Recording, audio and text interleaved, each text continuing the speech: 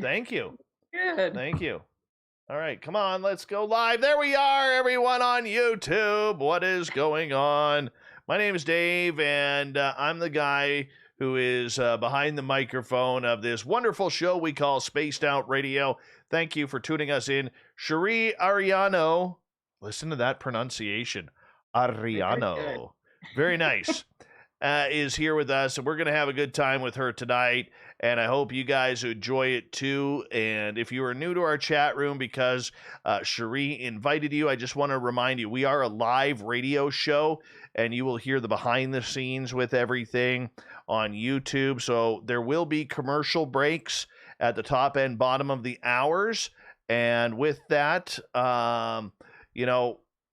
I'll either disappear at the top of the hours, take my dogs outside because I have a lovely studio here in my home, and you can hear Cherie and I banter back and forth in the meantime and in between time. But if you're wondering, why the hell are they on a break? This is a podcast. No, we're not a podcast. We're a live radio show.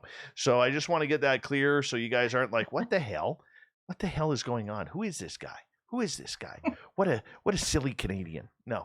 No, we'll get it all sorted out. All right, let's give a roll call here. In the gold medal position, we have race fan. James Horn takes home silver. Mr. Duff McKagan takes home the bronze. Gorgeous Renee and Sultry Susie, how are you? Brett Lewis, good to see you. Alaska's greatest athlete is here, everyone.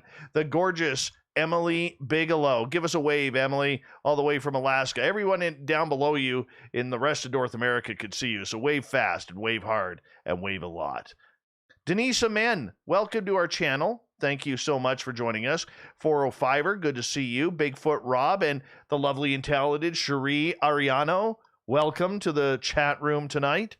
Uncle Dale and his power stash, give it a little pluck for us, Uncle Dale, if you don't mind. Fapster, where I said, hi, Fapster. How are you? Good to have you. Pat Breeze, welcome to our channel. Linda, hello, welcome to our channel. And Celine from KPNL, you're looking lovely tonight. Worsley and Ken from Dallas, good to see you guys. By the way, Ken from Dallas will be signing autographs after the show. Line up to the right of the studio if you don't mind. Go 66 is here, everyone. Go 66 will be hanging out with Ken, signing autographs, but line up to the left. All right? Line up to the left. Dirt Road, good to see you. Thanks for coming on in. Jeff Swenson, how are you? The lovely and talented Wrench, Jenny is back. Worsley, good to see you. Chill Farm, nice to have you here. Good day to you. How's tomorrow looking? Please let us know since you live in the future. Project Blue Book and Millennium, thank you for joining us. Really do appreciate you guys coming on in. Thank you so much. And where are we? Steve Stockton, how are you? Good to have you here. Hungry Burrito. And Moonlit Kevin, pardon me, how are you? The lovely and talented Wrench, Kira is here, everyone. Give a wave, Kira. Give a wave. Hi, NP, AA Ron, rooted in gorgeous sacredness. How are you tonight? Troy SR71, good to see you. Hi, Jose and Typical Watch. Richard Elmore is here, everyone. Make sure you say hello to him. He likes a good wave back, so make sure you give him a wave. Eugene, what is going on, my brother? How are you? Middle Child, thanks for coming on in. And I think we are caught up for right now as we are about just under 2 minutes away from launching tonight's show. If you're new to the channel, do us a favor, hit that thumbs up. Also, hit that subscribe button and ring that bell if you don't mind, if you haven't already. We'd greatly appreciate the love and support. The Super Chat is open, which is a great way to support what we do on this show on a nightly basis. It also keeps me freshly shaved, because for so long I was not freshly shaved. So I would appreciate that. Thank you so much. Chery Arellano is our guest tonight, and I'm looking forward to this one. The last time we tried to have her on, we were doing some upgrades to the studio, and the audio was terrible, and I couldn't get her in, and I felt horrible because she's such an awesome person, and her husband is just simply gorgeous. He really is. He really is. And she rolls her eyes at me every time I say that. But it's true, you do. Thank you, Dave. He is good looking, I must say. You better say that. You better say that. Yeah. So, we're proud to call Cherie a friend around here, and, I'm glad to have her here and give her a proper interview on the show. We're going to get going here in about 9 seconds, so sit back, relax, enjoy, and your questions coming in hour number 2. Here we go, everyone.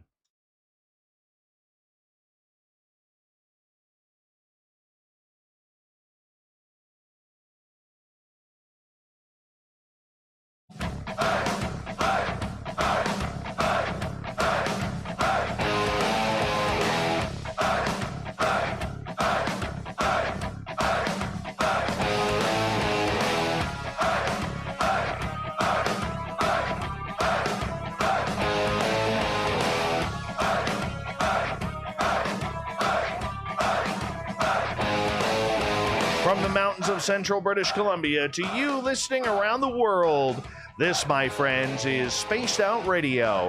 I am your host, Dave Scott, sitting in the captain's chair of SOR headquarters.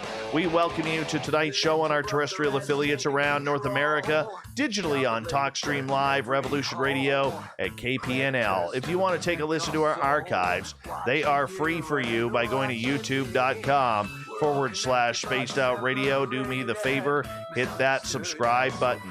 You can follow us on Twitter at Spaced Out Radio and on Instagram at Spaced Out Radio Show. Our website is spacedoutradio.com, where we have a plethora of features for you, including rocking out to Bumblefoot and reading up on Captain Shirk's SOR Newswire. Tonight's show is brought to you by Chive Charities. Help make the world 10% happier by visiting Chive Charities today. You can find them on our website. Tonight, we have a great guest for you, as Chery Arellano is an energy worker, starseed, creator of a unique healing tools, and the host of the Ascension Sessions, which you can find on YouTube. After 15 years working as a creative director at Conscious Creative, a creative agency she founded, she felt a calling to serve as a healer and to help people awaken to their best selves. In 2017, she kicked off the Ascension Sessions, a series of interviews with spiritual leaders sharing their wisdom on the topic of ascension and consciousness, which, of course, can be found on her YouTube channel, which we highly get into. And we're going to get into all these subjects tonight. Then at the bottom of hour number 3, I will bring you the SOR Newswire, brought to you by Paranoia Magazine. Chery Arellano, thank you so much for coming on Spaced Out Radio tonight. How are you? I'm great, Dave. Thank you so much for having me on the show again. It's great to be here. Now, the last time we tried to have you on the show, I butchered it because we were in the middle of redoing our entire studio here, trying to upgrade the sound system, and it just was not working. And unfortunately, our interview ended up being a victim of that. But I'm glad to have you back here, and I told you we'd get you back ASAP, and I'm glad we have, because I think you're one of the special people in this field that really, truly is doing it for the right reasons and the right energy. So thank you so much for doing this. Thank you so much for saying that. That means a lot to me, and thanks again for having me on the show again. And even though it was a shorter episode that night, we still had fun. Well, we're going to keep it going here. We're going to make it a long version of the show tonight. Tell everybody about you and how you got into this. What got you into finding about your own spirituality? That's a great question. So, I've always kind of walked the line of, being a spiritual person and kind of investigating my own spirituality, if you will. But I always kind of dabbled in it and really never went full in with 2 feet. In the late 90s, I started doing yoga like 4 days a week, and I was really into it. I was like a yogini, and my teacher asked me if I wanted to become a teacher. And at that time, I didn't feel called to do that, but I ended up going to India and spending like 4 months on this amazing journey. And we actually went to India, Sri Lanka, Egypt, and Nepal during that trip. And it was really kind of like an activation. I feel like it really unlocked something inside of me. And,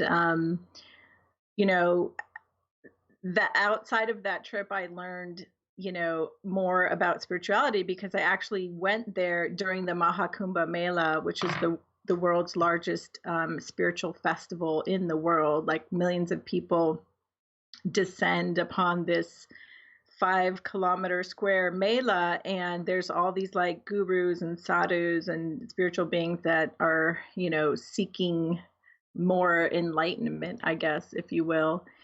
And, it definitely unlocked something in me. And Mark, my gorgeous husband, who you mentioned. He is gorgeous. He really is. Also, he wasn't supposed to come on that trip. And 3 weeks into the trip, my dog died. And this dog was like my soulmate at the time. He was like, I had him for 9 years. And He was in the care of Mark's mom, and unfortunately, the dog ran away and got hit by a car. And Mark knew that I would be devastated, and he couldn't tell me in person. So, I mean, he couldn't tell me over the phone. And India is like the most chaotic place in the world. And like, there were no, we didn't have cell phones. Email was like sketchy. You had to go to a cafe and, hope that they had good internet that day. And so he decided to fly to India to tell me this news in person. And he didn't tell me for like a month.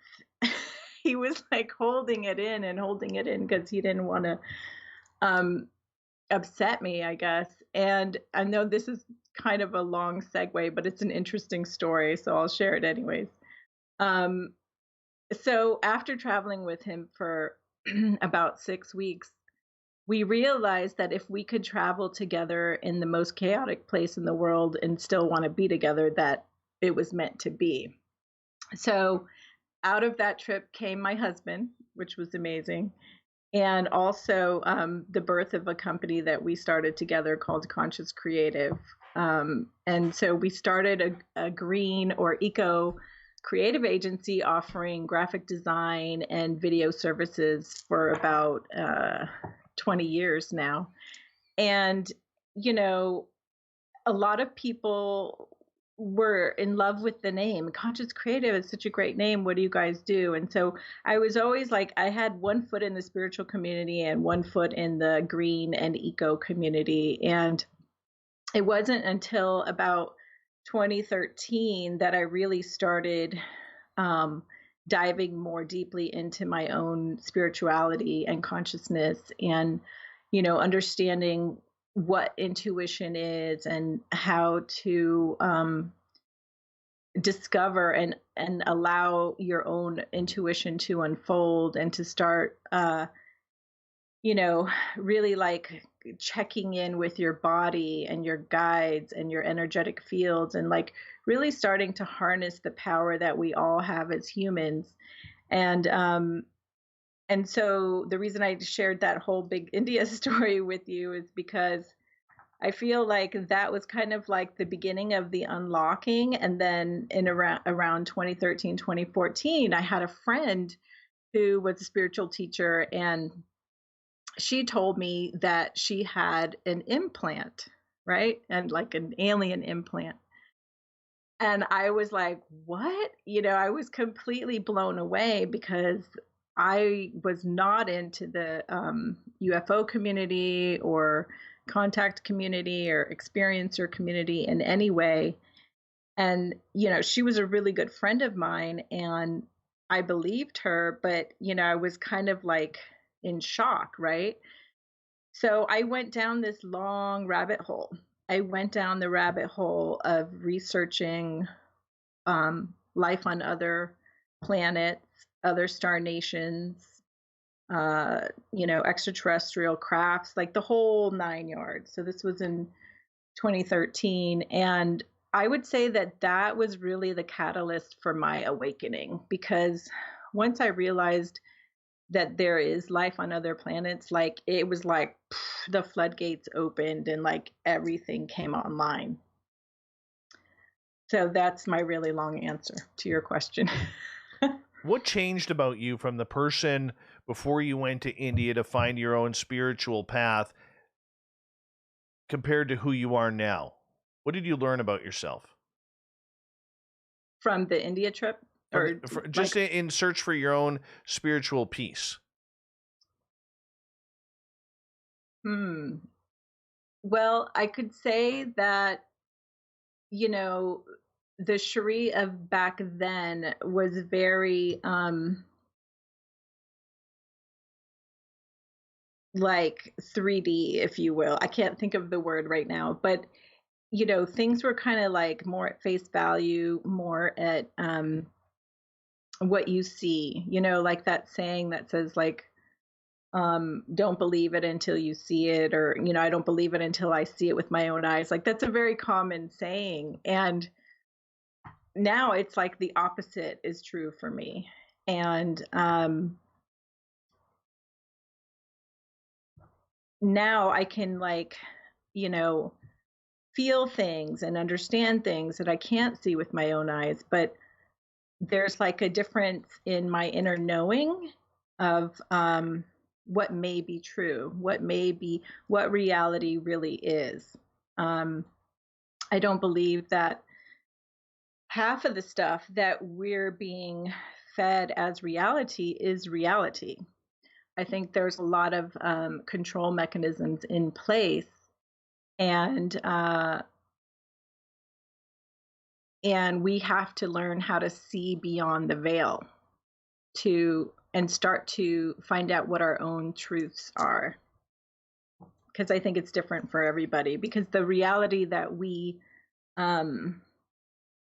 believe is the reality that we create. For you, as you decided to go on this spiritual path, how did you know it was the right path for you? Like, what went on in your own mind, your own body, your own soul to get you where you are today? Well, I came from a lot of suffering. I had a very unique childhood. There was a lot of pain involved, and mostly emotional pain.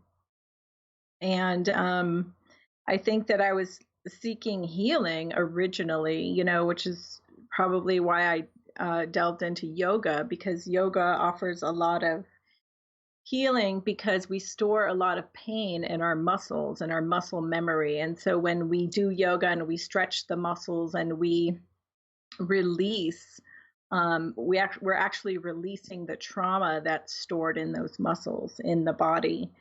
And so I just remember, even to this day, anytime I get on a yoga mat and I start doing yoga, it's like I get this huge wave, like sigh of relief. It's like, okay, I'm here to honor myself, And when you don't feel honored or seen or heard by others, and you can stop and breathe deeply and honor yourself, it's a really healing feeling. I grew up in the era where I was told to be seen and not heard. Our voices were not valued. Oh yeah. We were, Did you get the people are staring at you? People are watching. No. That was my mother's famous line. Like if we were in a restaurant or something, that was my mom's famous line. Stop it. People are watching. Then you'd look around and there'd be like nobody watching. Where, Mom? Shut up. Shut up. No, I didn't get that one. I can't even remember going to restaurants very often. We did a few times, but it was definitely like be seen and not heard, and just, because my household was so crazy. I had 3 older siblings who were 9 and 11 years older than me. And so, my sister was kind of like my babysitter until the age of 5. And they would always like kind of usher me, outside or into this room, or like they always kept me out of harm's way in a way. I was the baby and I was always taken care of that way. So me too. Oh yeah, that's right. I think we talked about that before. Worst position. How many? Well, my sisters are 10 and 7 years older than me. Oh, wow. So, yeah, we're similar in that way. Yeah, and I hated it because I was excluded from everything. You just sit over there. You don't need to know. You don't need to know. Oh, right. You're bringing up childhood trauma now. Thanks. We're going to have to do some yoga. I feel like I need to lie on a couch and speak to you now. Yeah, well, it's good to talk about these things because as we talk about them, it helps to release them, I believe, as well. Mm-hmm. But if you can also, get into the body and do movement, it's also really helpful. There's a lot of different ways, to work through it, obviously. Well, you know what? We're going to change subjects here because I'm going to get pissed off. I was always excluded. Why do I have to be excluded? I'm an old man now. I'm an old man. Yeah. Oh, Oh, sorry. yeah, I'm blaming you for my mental breakdown tonight. Thank you so much. Chery Arellano is our guest tonight on Spaced Out Radio. Cherie, as you decided to go down this path to find yourself and to find out who you were and what your life's meaning was and what you were supposed to be doing, how much peace came across you when you finally made that decision? Because change is hard for a lot of people. Change is difficult, whether it's diet, whether it's hairstyle, or even clothing style. But when you change your entire outlook on life to start following a new path, that is very difficult for a lot of people to be able to look themselves in the mirror and say, I'm doing the right thing for me. Because so much in this time of life, we are living for everyone else but ourselves. Mm-hmm. Absolutely. And I think, what came to mind immediately was that it's difficult for us to change because of those around us. Because we fear the criticism, we fear the second guessing that comes from those closest to us, our siblings, our parents, our in laws, or whatever. Um, you know, it's like saying, I'm a baseball player, and then the next day you're a dry cleaner, like you own a dry cleaner. It's such a different field. I mean, they're both creative fields, because I came from photography and graphic design, and now I'm doing energy healing and creating, you know jewelry and wonderful essential oils. They're still in the creative realm, but it is very different. And I think that it's been difficult for some of my siblings to understand what the heck I'm doing, because it's just it's like a totally different world. It's a different language, and they don't really fully understand it. So I would say that's the biggest obstacle. But for me personally, like, I love it. I'm so excited to be on my path, because from 2012 to, I would say, about 2018, what is that, 6 years? I was just like, what is my path? What is my soul's purpose? What is my life's mission? I knew that I had fulfilled the first one, and that I had reached like a fork in the road, and I was supposed to go on this other path and serve humanity in a bigger way. And I didn't know what it was, but I had this like really strong drive to find out. And so that drove me, for the past 6 to 7 years of just like being on this continual search um, for what I wanted to do next. And I remember that feeling of just like not knowing, and it was kind of driving me crazy. And I had to like find calm and find patience within myself, and trust that it would all be revealed in divine timing. And so, that's been a huge lesson in this process, is trusting the universe, trusting my guides, trusting divine timing. Because, when I ran my creative agency, I ran it with a lot of masculine energy. The divine masculine is all about make a list, set your goals, check off your list, go, go, go. You have these like objectives, and you're always like doing and making things happen. And when we run our energy in the divine feminine, it's totally the opposite. It's like, it's about taking a step back and allowing, and trusting in the universe, and trusting in divine timing, and still setting your intentions and still working on your goals, but I guess in a less aggressive way. And just, it's more like allowing things to unfold. And so that's been a huge lesson for me, and a huge challenge, because that was a place where I really had to change myself, and I still have days where I fall back into that masculine thing, and I'm like, oh my gosh, I got to work on my website, and I got to make oils, and I got to do this healing session, and I got to take care of my kids, and like all these things. And I have to remind myself to just breathe, and that it's okay if I don't get everything done today. Like, it's all going to unfold in a divine plan. So I've had to like really trust in things that I can't see with my own eyes, just an inner knowing that there is something called divine timing, and that there's a bigger plan and everything's going to work out fine. Can you define divine timing for me? We got about 3 minutes before we go to break at the bottom of the hour. Sure. So, in society, like, we've been taught to arrive to work on time or school on time, or, even if it's just a dinner date or whatever, like, time is such a huge part of society and our collective and the way we think. And, in this awakening, like, I also learned that time is just an illusion. It's a man-made thing, right? And there's also something called divine timing, which, it's kind of like the universe is working, and there's all these wheels behind the scene, kind of like the wheels of a clock. And, if you arrive at a particular place, maybe too early or too late, you might miss something that was supposed to present itself to you, or an experience that you were supposed to witness.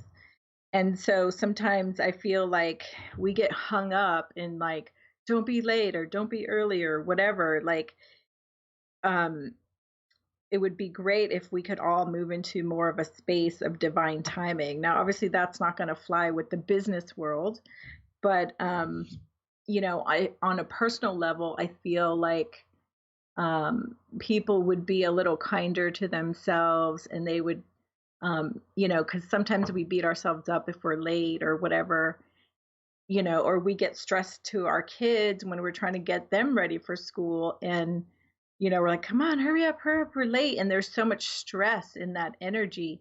And if we can just, like, let that go sometimes and just believe in divine timing, things will still flow and everything will be okay. So most of the times when I stress about time, in the end, everything's always okay. So I don't know if I answered your question, but hopefully that did. Well, I think you did a great job. But, as we look at divine timing and how it works out, does that include luck?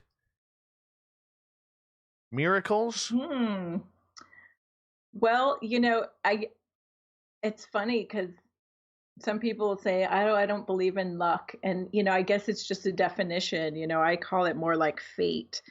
I personally believe that we all have these guides, right? Like angels that are, like, always around us, and they're like orchestrators behind the scenes, and they know kind of like what's going to happen in the future. So sometimes they will orchestrate things to make it so that, you get on the same train as this woman you're supposed to meet at 5 o'clock or whatever, and you guys catch eyes, and then you exchange phone numbers, and then you talk about it at your first date, and you realize that you weren't even supposed to be on that train because whatever.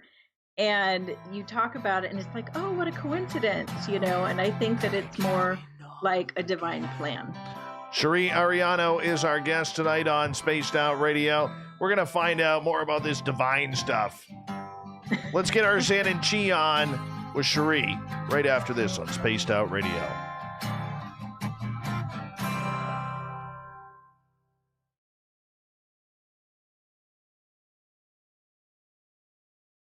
Hypnotic. My voice is killing me right now.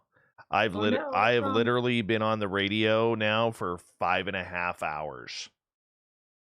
Really? How come? Did you do some pre-recorded thing? I had one pre-record right before this with UFO Garage. I had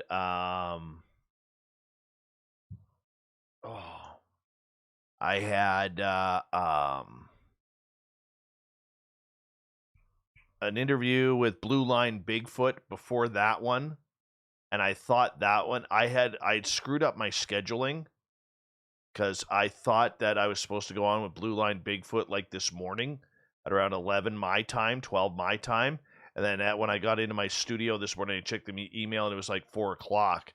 And I'm like, oh damn, okay, and so I did that interview. Got off the air with them, literally wolfed down dinner in like 7 minutes, and ran Goodness. back downstairs to my computer to go on with UFO Garage for 2 hours, and now I'm on here. So my voice Oh my goodness. my voice is a little rough. So feel free to talk. So you should get your oils and rub some oils on your throat. Yes. By the way, audience, I got a beautiful care package from Cherie. I got just a charming, beautiful bracelet. Not gonna lie, this thing is awesome. Now, what kind of stones are these again? Lemon? Obsidian. Wait, you're not holding it up to the camera, are you? No, I got two cameras. Two cameras? Oh, so this is your camera. So this is the obsidian. YouTube. Can you hold it in front of my camera for a second? It's obsidian, gold obsidian, sandalwood beads, and hematite, and one black lava bead on there for you to put your oils on. Yeah. Oh, that's where the oils go. Yeah. Okay. They go on the lava bead and the wooden bead. Okay, hold on. I gotta try this out because I got some really cool oil stuff here that has like a wood top. Bamboo. I thought it was.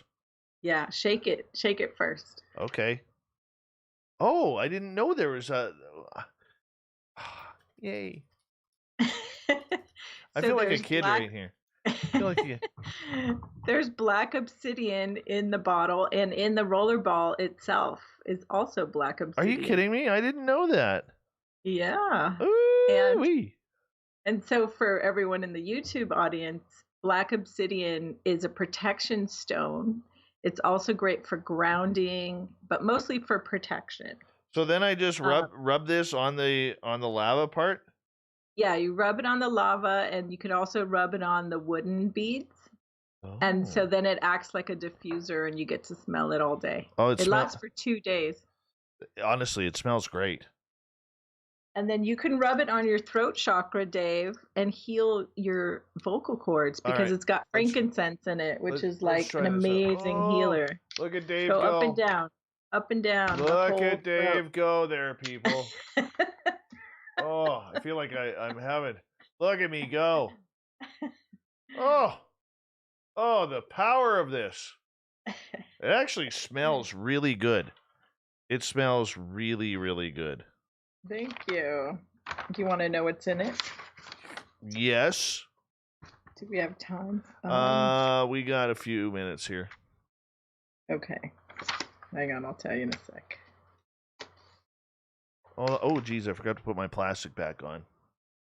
Oh, that's just for like shipping, and if you ever travel with it. I know, but you see, I'm also clumsy. So, it won't leak unless you like go on a plane and there's pressure change, or you're driving over the mountains, or if you leave it on its side for weeks. Yeah. Let's see. It's got wild orange, juniper berry, sandalwood, and frankincense. Oh, and it comes with a travel plug too. Yes. Very cool. So you can put that in the cap when you travel, and that will also work. Or you can use the saran wrap. Okay. This is awesome. I appreciate that. You're welcome. I just thought you needed a little protection. So ideally, Dave, you would put that on before the show. Okay. Every night. Well, I got a couple of other gifts today, too. Oh, cool. I have the first official Merle autograph, people. The official Merle autograph. Do you even alien, bro? That's what he wrote on the card. Do you even alien, bro? Oh, yeah, I alien. I totally alien. And also, I got another surprise for the next half hour that I got today. Uh-oh. Here we go.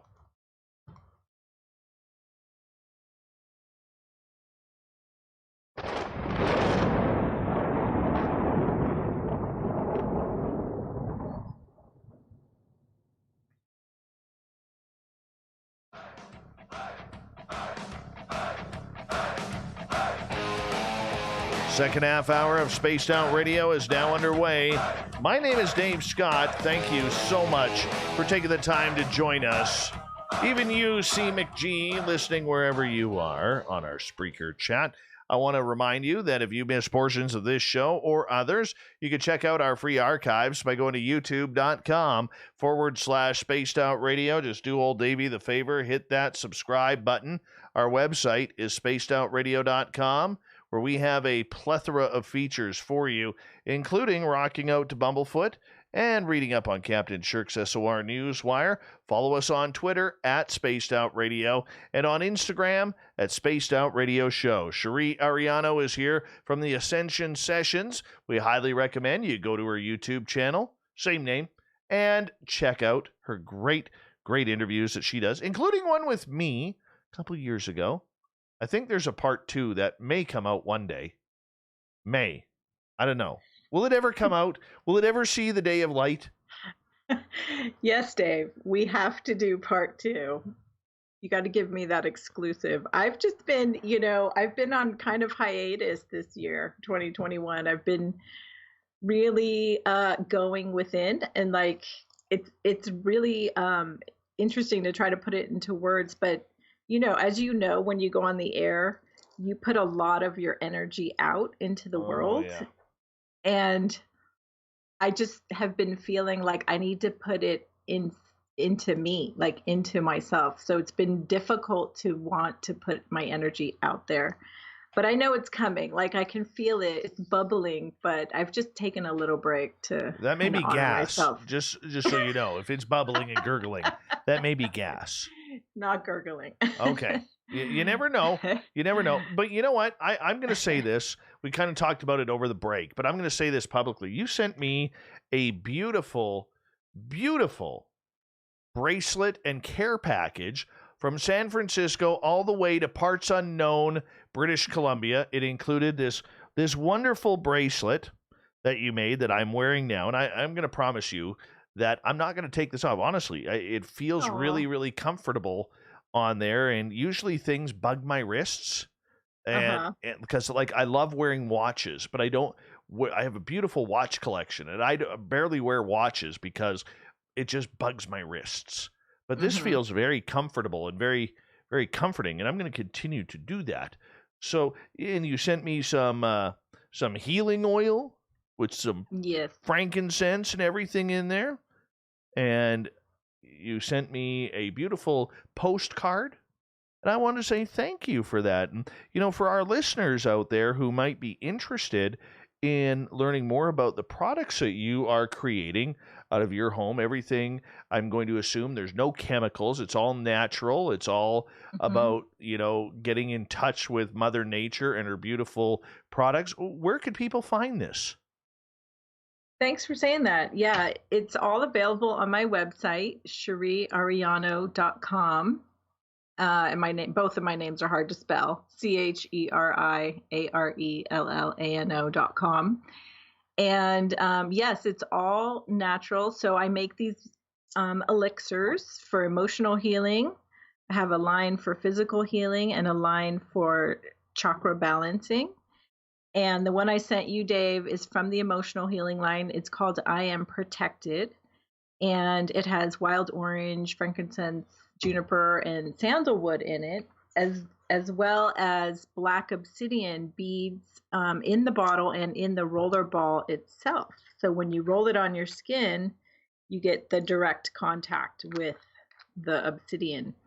And I sent you those because it's for protection, as well as the bracelet, which also has black obsidian and hematite and sandalwood beads. So if you roll that right onto your beautiful bracelet, you can just smell your wrist and get a hit of that amazing smell anytime you need it, whenever you want to feel grounded or just an extra bit of protection. It's also uplifting, and sandalwood and frankincense are amazing for the skin. Frankincense is like my desert island oil. So if I was ever stranded, I'd take frankincense with me because it has so many uses. And all of the oils I use are doTERRA brand, which is like one of the highest quality oils on the market. And then as a carrier oil, I just use pure coconut oil. So they're all very pure, no chemicals, the highest quality oils, like you mentioned. And they were designed as healing tools to kind of support the energetic healing work that I do. How do you know this stuff works? How do you know that when you're playing with all of these natural oils, chemicals, I'm going to use the word chemicals, even though I don't mean it that way, Hmm. because I don't know how else to put it, to be blunt. But how do Yeah. you know this stuff works rather than is not just another snake oil? Hmm. Well, doTERRA in particular has scientists on staff, and all of the oils that they make and produce have been studied scientifically. And you can go on there and learn about any oil, and they have like tons of research available to anyone to read about, you know, why is peppermint a mood uplifter? Why does peppermint calm the nervous system? There's a lot of like research that's been done behind these oils. And then personally, when I started making them, it was really just going to be a hobby. And I gave them to my friends and family. And I said, hey, smell these oils and let me know if they smell good or how they make you feel. And, what are your thoughts? And everybody loved them. And everybody was like, oh my gosh, I want these for my kids, because I make an oil called I Am Focused, and it helps kids with ADD or people who have a hard time focusing on studying or working or whatever it is. The oils in that blend are all aligned to help one focus, as well as the crystals. And so with the crystals, like, there's a woman named Judy Hall, and there's tons of other people who study crystals, and they can actually communicate with the crystals, and they have been studied for thousands of years, and they know like what the properties of each crystal does. So I believe them. I don't have time to do that research myself, but I, know which oils do what and which crystals do what, and I align them together to focus on whatever it is, feeling centered, feeling more harmony, feeling more confident or focused or whatever. And the chakra balancing line, there's 7 oils, and each one is designed to help balance and harmonize each of your 7 chakras. For a lot of people who don't understand the chakras, including myself, who's heard it about 172 times on this show, all right, explain to us what the chakras are, what's their purpose, and why should we buy into it? Well, should is never a word that I like to use, but if you're open to believing that, we're all energetic beings, like we're all 90% energy, maybe 99% energy and water, and we're all electrical conduits, like there's a ton of electricity running through our bodies, and we all have what's called an energetic field or a toroidal field, and there are certain energy points or energy centers that go up the body, starting at the root, the tailbone area. That's the root chakra. And then there's sacral, solar plexus, which is near the belly, the heart chakra above the heart. There's the high heart above that. It's between the heart and the throat, and then the throat, third eye, and crown. And then there's even a couple like above your head, and there's one behind your head, and there's some in your legs and your feet that help you connect down to the earth's energy. And so each of these chakras represents a certain part of your being, if you will. So the root chakra controls your security and feeling grounded, feeling safe. It's all about like having a roof over your head and money in the bank. It's like that sense of security and feeling safe. And your solar plexus, for example, is all about your divine will and your purpose and how you manifest in the world and create. And so each chakra kind of controls these different areas of our lives: intuition, the ability to speak your truth, the ability to love and feel loved and feel compassion. And when these chakras are closed down or out of balance, um, problems start to arise emotionally, and they also manifest in your life. So it's ideal to have these chakras in balance. And so I created these healing tools to kind of like assist with that. It's a tool to help you focus on that chakra, but really you're the one doing the work to help bring them into balance. Okay, so how do we tell the 7 chakras apart? All right, we know there's one for thinking and one for breathing and one for the soul and one for your gluteus maximus, one for your pinky toe and all of this. How do we tell them apart? Well, I mean, you mean like feeling into them or learning about them? For me personally, I studied them and I learned about them, and these have been studied going back to the Vedic times, like to ancient India. And there are people around today who can see your energy field. They can see your light body basically with their eyes. And so if you study the chakras, you can learn about each one and what control center they are. So it's pretty intuitive. The heart chakra is about love and romance and compassion for yourself and for others. The sacral chakra, which is over the womb, is about creativity and fertility and sexual desires and passion and that kind of thing. And the third eye is intuition, higher knowing, being able to go more deeply into a meditation or astral dreaming or that kind of thing. So yeah, I mean it's really easily available information out there. For a lot of people who are listening to this, they're more mainstream. They're more about, therapies, whether it's physical therapy, massage therapy, hydrotherapy.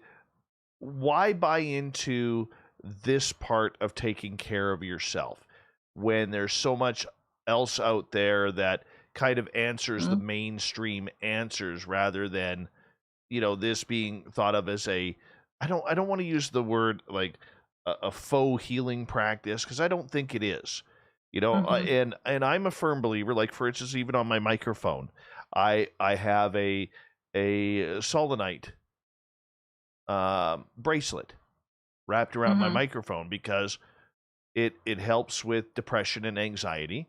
It helps with creativity, and it helps me calm down.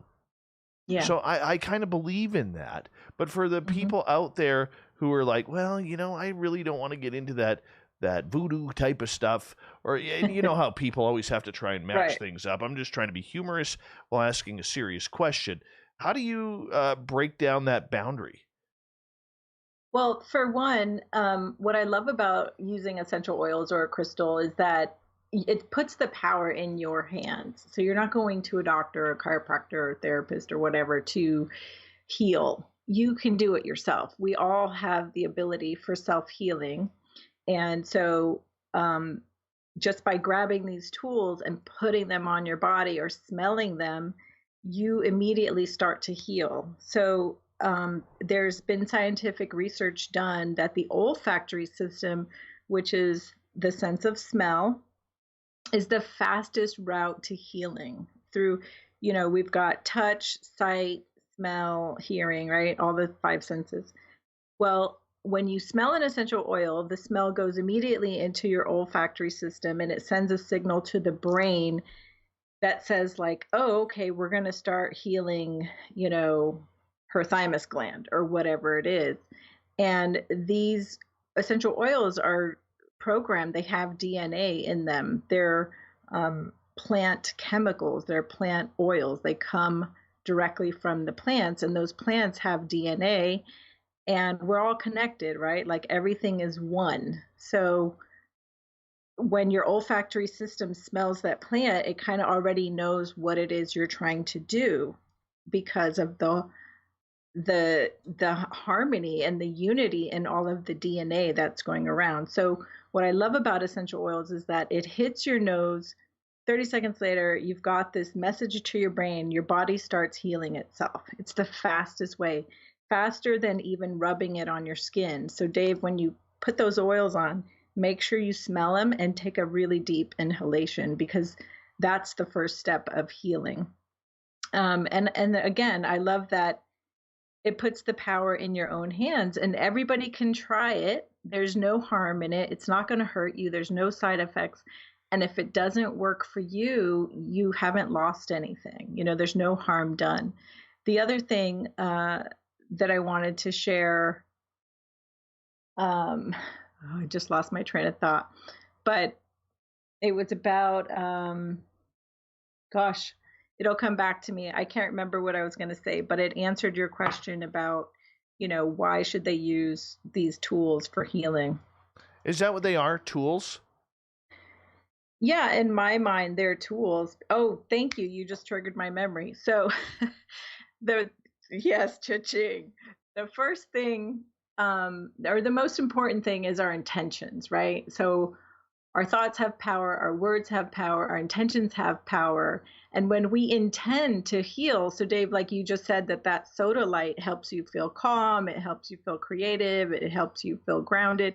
Like you intend to feel those things, and you know that tool is there to assist you. It's almost like a mirror that reflects off and it says, oh, I see that thing. It's a reminder. It reminds you to feel that way. So even if the bracelet's not doing anything for you, it's the intention that you've put into your thoughts, your words, your actions, and even into that crystal, because crystals can be programmed. So, you know, that's why they're tools, because really you're the healer. You're healing yourself. You know, I've had days where I've had a really bad headache and I can lay down with a crystal and some essential oils and I can heal myself without taking aspirin. And I use those tools to assist, but really I'm the one doing the healing. And we all have the ability to do that. It's just about, you know, stopping and taking the time to breathe deeply, call in the light, calling your team, call in your healing guides, and use those tools rather than just popping an ibuprofen, which is, you know, what I did for years. So, you know, but there's people who can't take ibuprofen, or it doesn't work for them, or they don't want to mess up their liver or their kidneys or whatever. So, you know, there are these alternatives out there. Yes, peppermint oil is great for headaches. Bomber, you're absolutely right. I use it all the time. So, see, he knows what's up. Well, you know what? And it's one of those things, too, that your body reacts to it. So everybody is different. How do we know if our body is reacting positively or negatively? Well, I believe that if your body feels open and expansive and you start to feel good, it's a positive thing, right? It's a positive reaction. If you start to feel contracted and like you're getting smaller, your energy's like shrinking, and you maybe start to panic or have anxiety, like then that's not so good. And then on the physical realm, you know, you can always do a spot test and see if you have a skin reaction to any of these oils. There's certain oils you don't want to wear in the sun, like the citrus family oils, lemon, grapefruit, and lime, and even orange. You don't want to wear those in direct sun because they're photosensitive and they can like burn your skin. So, you know, there are some cautions, and you always want to do a spot test first and make sure you don't have any skin reactions. Yes, oregano oil. Thank you for mentioning that, Kimberly. Oregano oil is, wow, what a powerful oil. It's an immune system booster, and it can knock out like any cold if you take it at the beginning of the cold, but it's a super hot oil, meaning it can burn your lips and your mouth. So you want to always put it in a capsule or take it in a shot glass really fast if you're brave. But it can burn. It can burn the skin, so be careful. You can always rub it on the soles of your feet and you're totally safe there. All right, as we continue on with Chery Arellano, we have her for another couple hours here on the show, an hour and a half after this. We're 2 minutes away from break at the top of the hour, Cherie. You know, the way our bodies react is always different. Like, for instance, you know, to put something on a more, you know, localized term, some people are very, very immune to the pain of hot sauce and very hot sauces, where others, you put a little couple grounds of pepper on their food and their mouth is absolutely on fire. I mean, we see that all the time. So when you are getting into this to learn about whether or not the certain agents, chemicals, you know, Botox or whatever you're using, I'm teasing here, get in your system, how do we know what's good for us? What signs should we look for in our bodies? Well, again, I would definitely, you know, just speaking for my oils, they're all roll-on, so none of them are ingestible. They're all designed to go on topically. So there's 3 ways you can use essential oils. You can use them aromatically, which means smelling them. You put them in a diffuser or on your bracelet. The second way is topically on your skin. And the third way is ingesting them into your body. And if you're a sensitive person who kind of gets a rash just by looking at a plant, you know, you always want to do a spot test. And there's only certain oils that you want to ingest. And there's only certain brands of essential oils you want to ingest. A lot of them are made with chemicals, or they're not organic. There may be pesticides on the plants or in the soil. So you always want to only ingest the purest oils and make sure that they are designed to be ingested. And then topically, you know, there are certain oils that you want to be careful when you put them in a diffuser, like eucalyptus, for example. You don't want to put it in a diffuser around kids for very long. They can react to it. They can be really sensitive to it. So you want to like maybe run it for 30 minutes, check the kids, make sure they're okay and not having any negative reactions. And then, you know, run it again in another hour or 30 minutes or something like that, you know. So you do have to be careful. There are cautions, but again, like I said, all of my oils are topical only, so you could just spot test them on your wrist or behind your ear or in your elbow somewhere to make sure you don't have any negative reactions.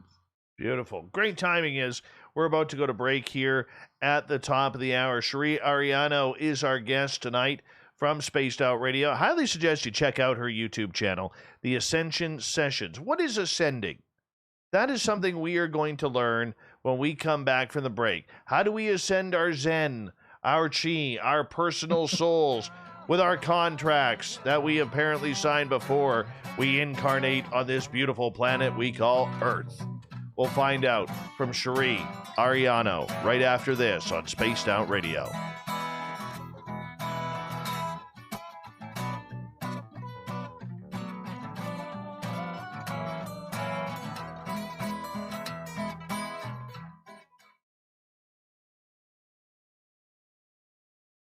All right, my friend, I'm just going to run my puppies outside. I'll be right back, okay? Awesome. We got 6 minutes. Radio app from TalkStream Live.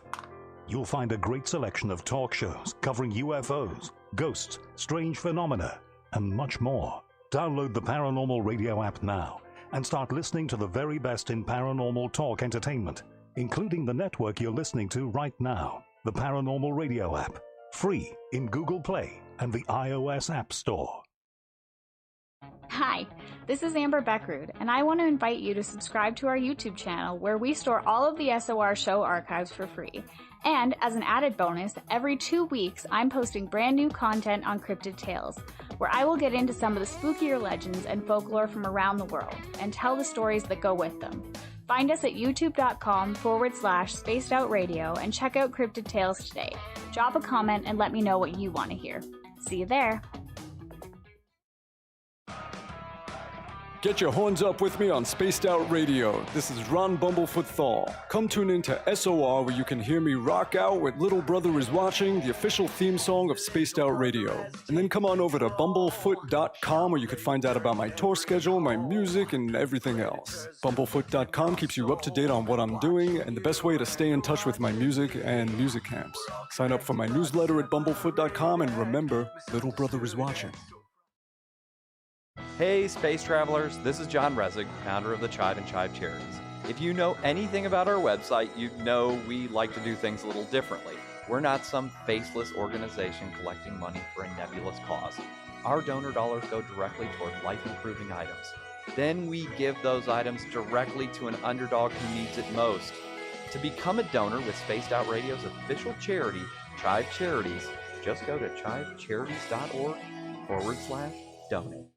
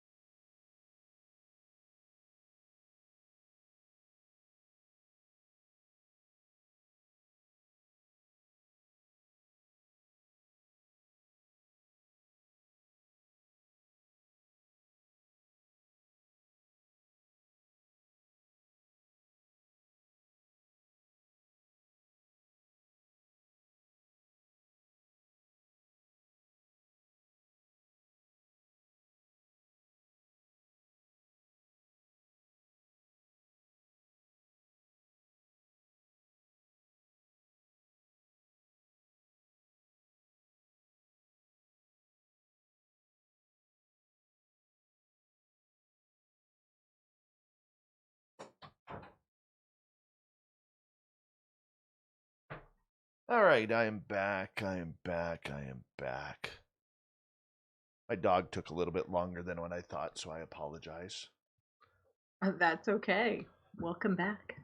Yeah. You've had a long day. Oh, totally. Totally. Big thank you to Brett Lewis for the awesome super chat tonight. Thank you so much for the love and support. Hello, Wagon Bread. Bread 11.3. I still don't know what a bread is. I looked it up. Don't get it. Don't get it. I know it's a volume of measurement. Illinois Sasquatch, how you doing, man? All right. And who else am I missing here? I think I'm caught up.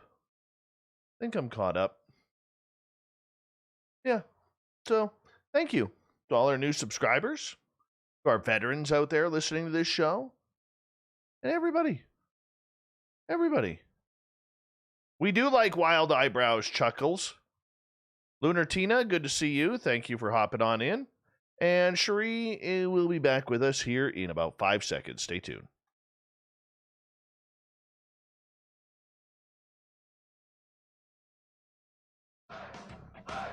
You're listening to Spaced Out Radio with Dave Scott. Follow Dave on Twitter at Spaced Out Radio and on Facebook, Spaced Out Radio Show. Second hour of Spaced Out Radio is now underway. My name is Dave Scott. Thank you so much for taking the time to join us. We really do appreciate earning your listening ears. Hello to everyone listening in on our terrestrial affiliates around North America, digitally on TalkStream Live, Revolution Radio, and KPNL. All of our archives are free by going to youtube.com/Spaced Out Radio. Just do old Davey the favor. Hit that subscribe button. The Desert Clam has set the password for tonight in the SOR Space Travelers Club. Quackle. Quackle is your password. Use it wisely, space travelers, as the clam sets the password each and every night right here on Spaced Out Radio. Our website is spacedoutradio.com, where we have a plethora of features for you, including rocking out to Bumblefoot and reading up on Captain Shirk's SOR Newswire. Follow us on Twitter at Spaced Out Radio and on Instagram at Spaced Out Radio Show. We continue on tonight with our good friend Chery Arellano. She has a great YouTube channel called the Ascension Sessions, which I highly suggest you check on out and hit that subscribe button. Cherie, welcome back. Thanks so much, Dave. Great to be here. Great to have you here as well. What is Ascension? Ascension. Big question. So, Ascension, in my opinion, there's a lot of different opinions out there, but I think it's the evolution of humanity, to put it simply. It's the process of which our consciousness evolves into a higher state of awareness or a higher version of ourselves. I feel like the planet is constantly evolving, or I should say the planet and the people on the planet, even the animals. We're all going through ascension right now. There's a belief that every 26,000 years we go through this, the planet goes through a certain part of the galaxy. And as we're moving into that area right now, the planet gets hit with certain light codes that are new and different and of a higher frequency. And being that we're all energetic beings and light beings and electrical beings, we're equally affected by these new light codes, as well as the planet, the animals, the plants, everything on the planet. So, a lot of it is said that we were going through that 25,600 year cycle, and we're right at the end of that loop. So that's why there's all this talk about ascension right now, because we're kind of like, and that's also what the age of Aquarius was all about. It's about moving into that space in the cosmos. Okay, so how do we have to get there? Like, is it a mental thing that we have to work on? Is it something that is strictly spiritual with a shift in our soul? How do we do that? I think that the planet is moving to this space in the cosmos. So physically, we're kind of like going whether we like it or not. But spiritually and energetically, I do think that this ties in with our consciousness and how we interact with each other as human beings. How kind we are to our neighbors, or the guy on the BART train who didn't, move over or, you know, give us a seat or whatever. It's about like being in service to others. It's about being kindness to others. It's about being the best iteration or version of yourself that you can be. You know, and right now I feel like it's very challenging. I mean, we're going through some of the hardest, certainly the hardest days of my lifetime, you know, with all of the masks and the vaccines and the vaccine passports and the quarantine and just like everything we've been through, all the financial crisis, you know, just everything that's been thrown at us since 2020. Like it felt like we were going up and then it just went and it like all crashed. And I've been scratching my head around why are we going through this? Why did it take such a dark turn, you know? And well, at least for me it feels like a dark turn. And you know, my husband, who's very wise, said to me, you know, we've got to go through this hard time right now so that we can get better, so that we can be better.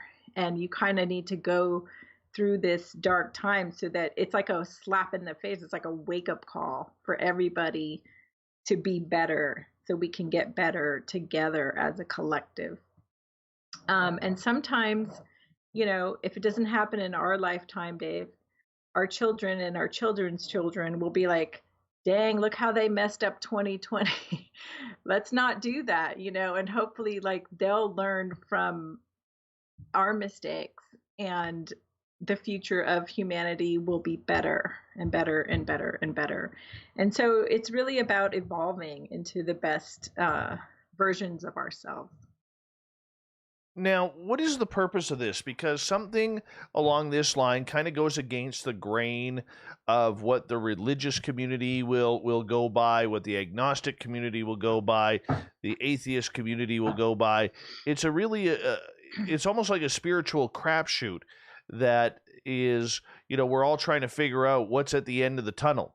We all get there one day. We all know that. And, you know, some believe it'll be ashes to ashes, dust to dust. Some say, well, we're one and done. And others will say that it's part of a collective consciousness that continues on forever with reincarnation.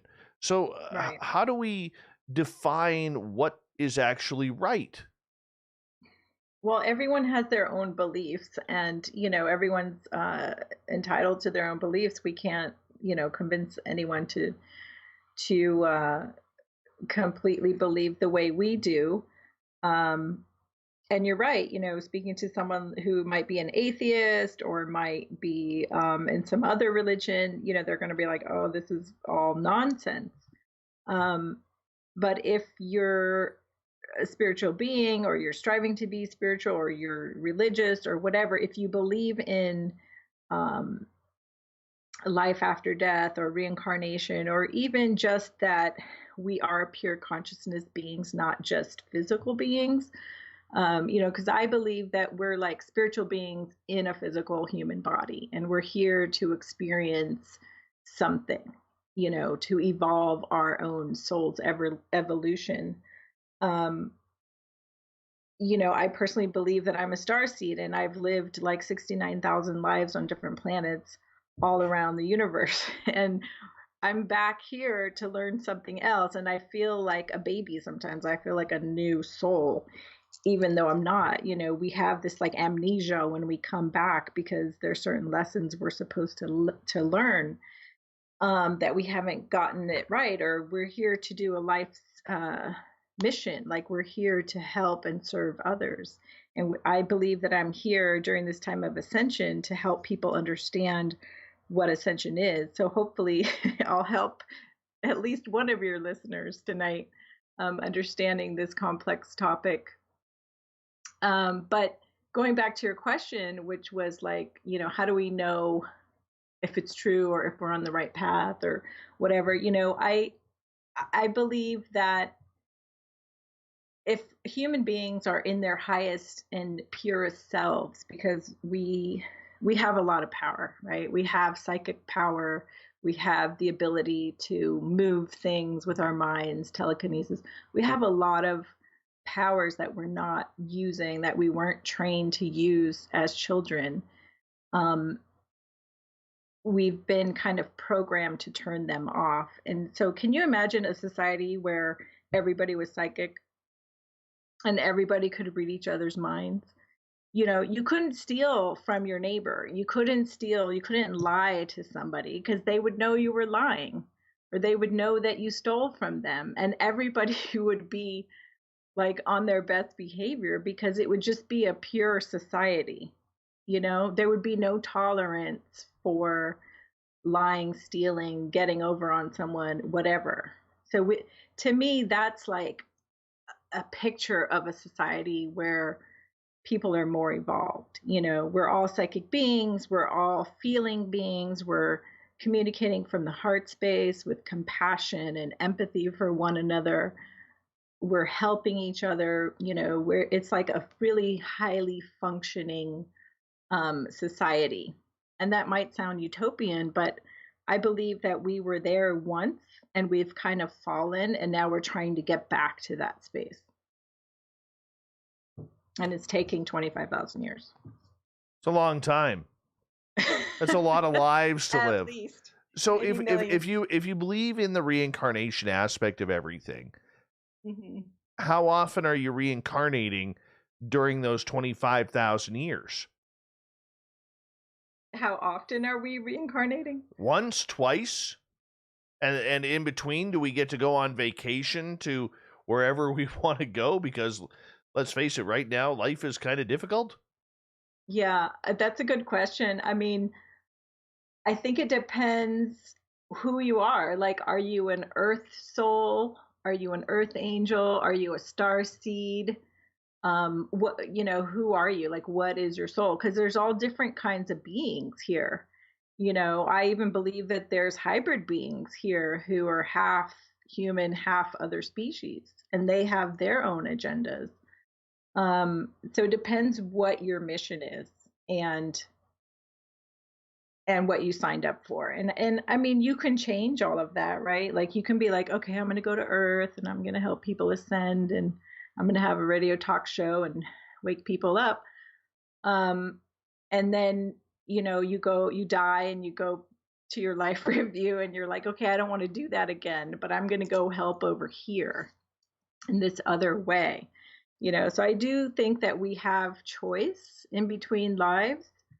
And I think that the human experience of living, you know, 80 to 100 years is pretty short, like in the blip. I think the way that we perceive time is kind of like stretched out here. Like, a life feels long in a way, but like when you're 69,000 years old, it's just like a blip of time, you know? So time is also like part of it. And it's like a funny, it's funny the way we perceive time, I should say, in this lifetime. Well, I know, because I think for every human on this planet, at least the majority of us, we feel ripped off by how short a time we're here. Mm-hmm. I know I do. It's really short. You know, I mean, I look at it that, you know, this year, in 1 month, and just over a month, I will be 48 years old. I never thought I'd see myself as a middle-aged man. I still feel like I'm 30. I want to be Mm-hmm. 30. I got the great looks of 30. You know, Yes, you do, Dave. no, I do. You know, I'm a solid 5.3 out of 10, and I'm good with that. I'm committed to that. But the point that I'm getting at is, you know, I mean, that opens up a whole can of worms in the fact that when or if there is reincarnation out there, that we do this quite often. I mean, how do we find out more about this, considering that, you know, you got to keep coming back, and, you know, every life is going to be different. You know, like, if I were to choose never to come back, or come back as a slave, or come back as a battered wife, or a child being trafficked or kidnapped, or don't know if I would take that. You know, not saying that I'm saying, look, you know, if I come back, I'm only going to take the rich lifetimes or the middle class lifetimes. I'm not saying that at all. You know, but I mean, if we're supposed to experience what we're supposed to experience, is it all pre-planned then? I think there is a bigger plan at play, but I think that our realities are being created and they're evolving and shifting as we make decisions, like moment to moment, and I and when you were talking, I got the thought that, like, yeah, our higher selves, because if you believe that, like, you have your spirit, right, that's in your body, and then you have your higher self, which is like your connection to God, and it's like your higher wisdom self that, we feel them come in once in a while, and we say really, like, profound things, and we make wise decisions, and we're like, oh, that felt pretty good, like, I don't know how it is for you, but for me, like, when my higher self comes in, I'm like, oh, okay. And so when we die and we go back to the review and we're in the presence of God, like, we're in our highest selves. And that's when we make those tough decisions of, like, okay, I'm going to come back and I'm going to have a terrible childhood, because that negative experience is going to push me. It's going to be the catalyst for, becoming this person in my adult life who helps other people, in some way or fashion, because we learn from our experiences. So, I think that humanity is kind of like, right now we're going through this time. I mean, we've evolved so much in the last 2,000 years, but in a way, some of us are still very, like, primitive, in the way we behave and some of the choices that we make. And I feel like there's some of us on the planet who are, like, trying to kind of push everyone into being their highest and best selves. And I think that, it's still going to take some time for that. But I think that if everyone was acting from their higher self or their God self, we would have much more peace and harmony and love and trust and compassion and, like, all the good feelings and emotions, and we wouldn't be suffering as much. Like, we're kind of suffering right now. There's a lot of distrust in the world. People are looking at each other suspiciously, like, hey, do you have coronavirus? Do you have coronavirus? And, like, with these masks on, it's becoming harder to read people's faces, and, like, I feel like there's this air of distrust in the world, and it's really sad. It kind of breaks my heart a little bit. And so I try to smile at people as much as possible, even if I am wearing a mask, so that I can put them at ease immediately in the world. So I don't know if I answered your question, Dave, but well, we got five. That's where I'm at. We got 5 minutes before we got to go to break at the bottom of the hour. Chery Arellano is our guest tonight on Spaced Out Radio. When we look to ascend on a soul level, how do we get in contact with us, our internal selves? Well, I think the best way to do that is to meditate and to go within. You could potentially get hypnotized. You could go through a series of hypnosis sessions and try to learn more about your soul's path and why you're here, and what contracts you've made, before you came into this lifetime. But really, I think it's about going within and trying to hear your inner voice and your inner guidance and your team and your, like, connection to God, so that you can get really clear on what it is you're doing here and why you want to be here, and what's the bigger picture plan, like, and ask all those questions that you have until you start to connect the dots, and I think that, like, once you connect the dots and you feel like you're on your path and you're fulfilling your soul's purpose, like, everything is just going to flow, like divine timing, divine awareness, everything kind of, like, all these synchronicities start to happen in your life. Okay, let's talk synchronicities, because a lot of people don't understand what that's all about. I mean, is it just more than coincidence? I think so. I think synchronicity is, a beautiful thing. It's like that movie, Doctor Strange, if anyone's seen it, where they're moving through the world and the world is moving with them. And, it's like as we go through life, we create our own reality. And, sometimes we'll like run into a person that we just happen to be talking to the day before. Is that a coincidence, or did you manifest that person? I have a good friend, and I can't tell you how many times like Mark will say her name or I'll say her name, and then like an hour later we'll get a text from her, or the next day. It's just constant like confirmation that we're manifesting in real time.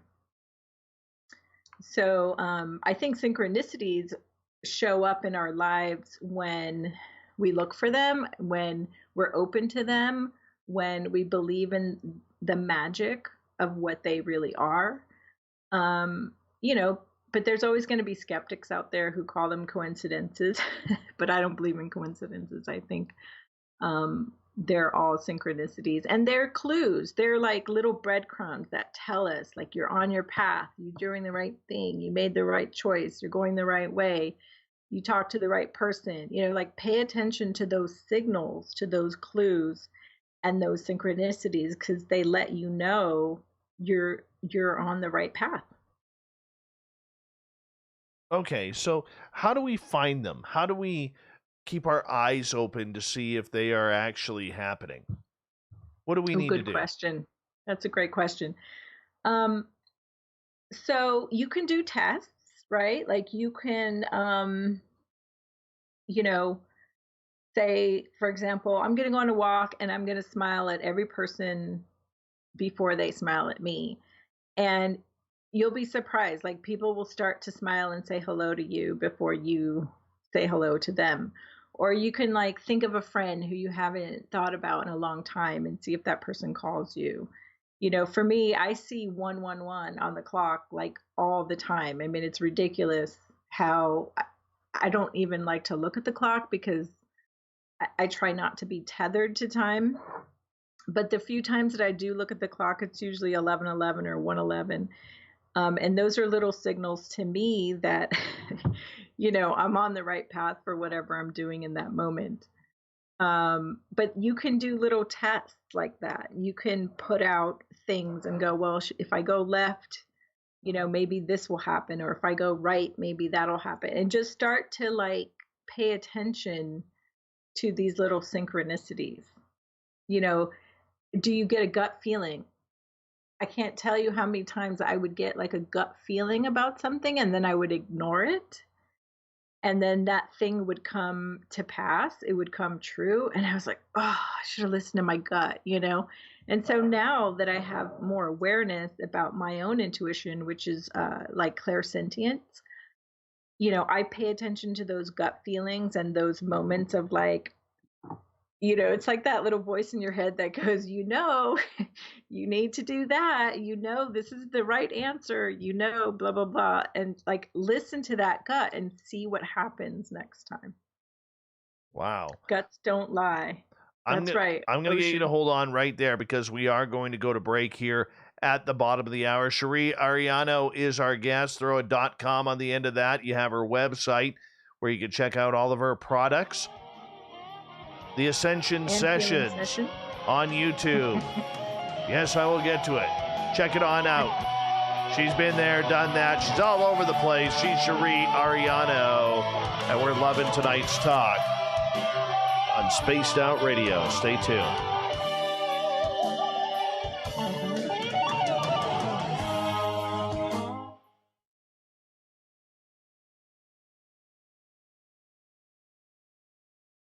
All right, we're clear. Okay, cool. Yeah, man. I lost audio, so I couldn't hear you. That's okay. That's okay. What was I going to tell you? I was going to tell you something, and now it's gone. Psh.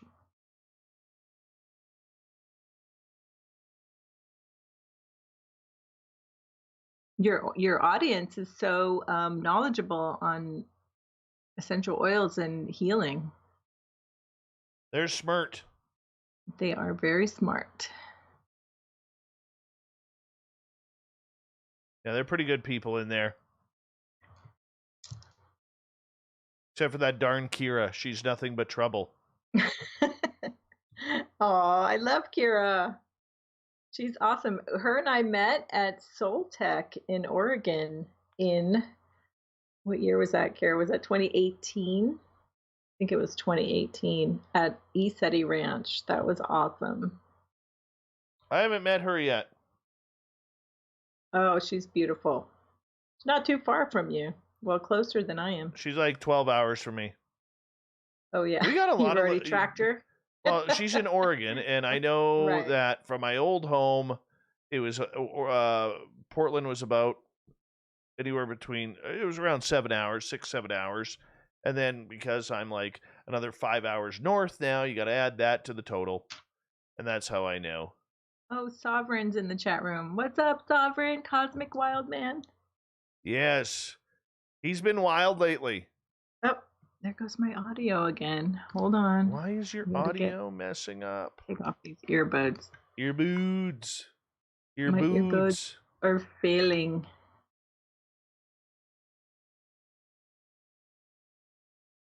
Okay. Can you say hello? Hello? Okay. Is that audio okay? There's no echo? No, you're fine. Okay. Earbuds are crapping out on me.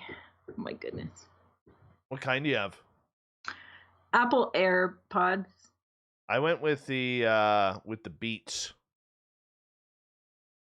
I had a pair of Beats once, and they just they lasted like 5 months and they died.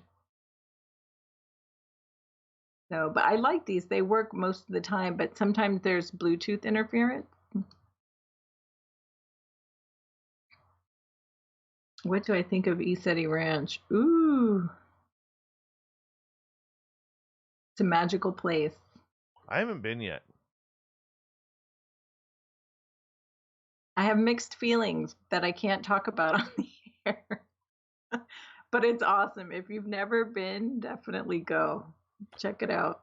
Sovereign says Cherie is way hotter than her husband. I'm telling you right now, as hot as Cherie is, her husband is smoking hot. He is smoking hot. Ozzy, oi, oi, how you doing, man? He is. He is a handsome dude. He's hotter than me, Sovereign. Hi, Sarah Dawn Burbank. How are you? Welcome to our chat room. That's a nice letter S you have for your photo. I'm going to assume that stands for Sarah. S.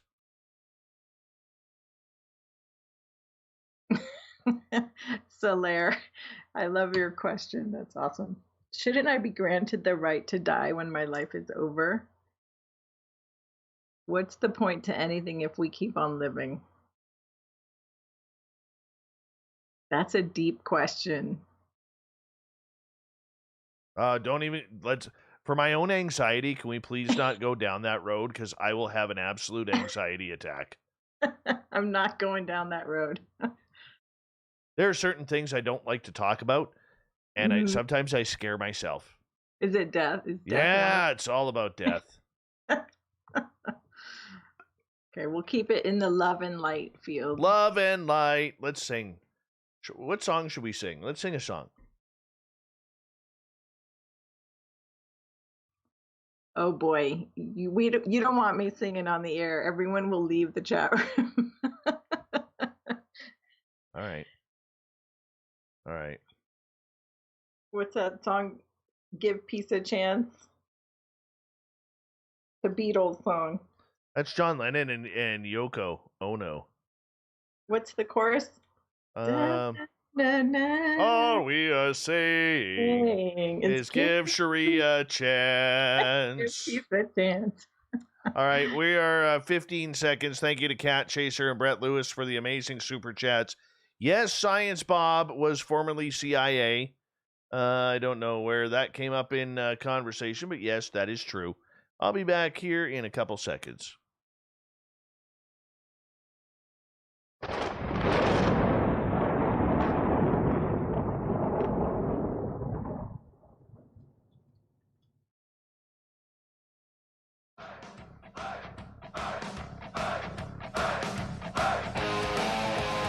We passed the halfway point of Spaced Out Radio tonight.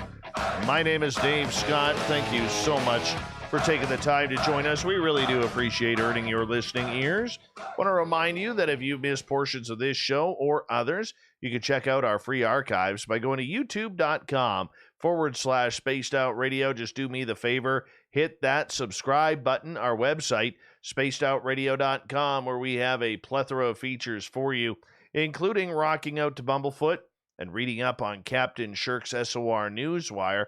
Follow us on Twitter at Spaced Out Radio and on Instagram at Spaced Out Radio Show. We continue on with Chery Arellano tonight on The Big Show, and we're talking everything divine, sweet, healing, and crystals, and I'm just learning a lot tonight.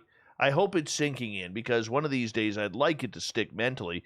But her website, CheryArellano.com, I suggest you check it out, and the Ascension Sessions on YouTube. Ascension Sessions on YouTube. So make sure you hit that subscribe button there. Cherie, welcome back.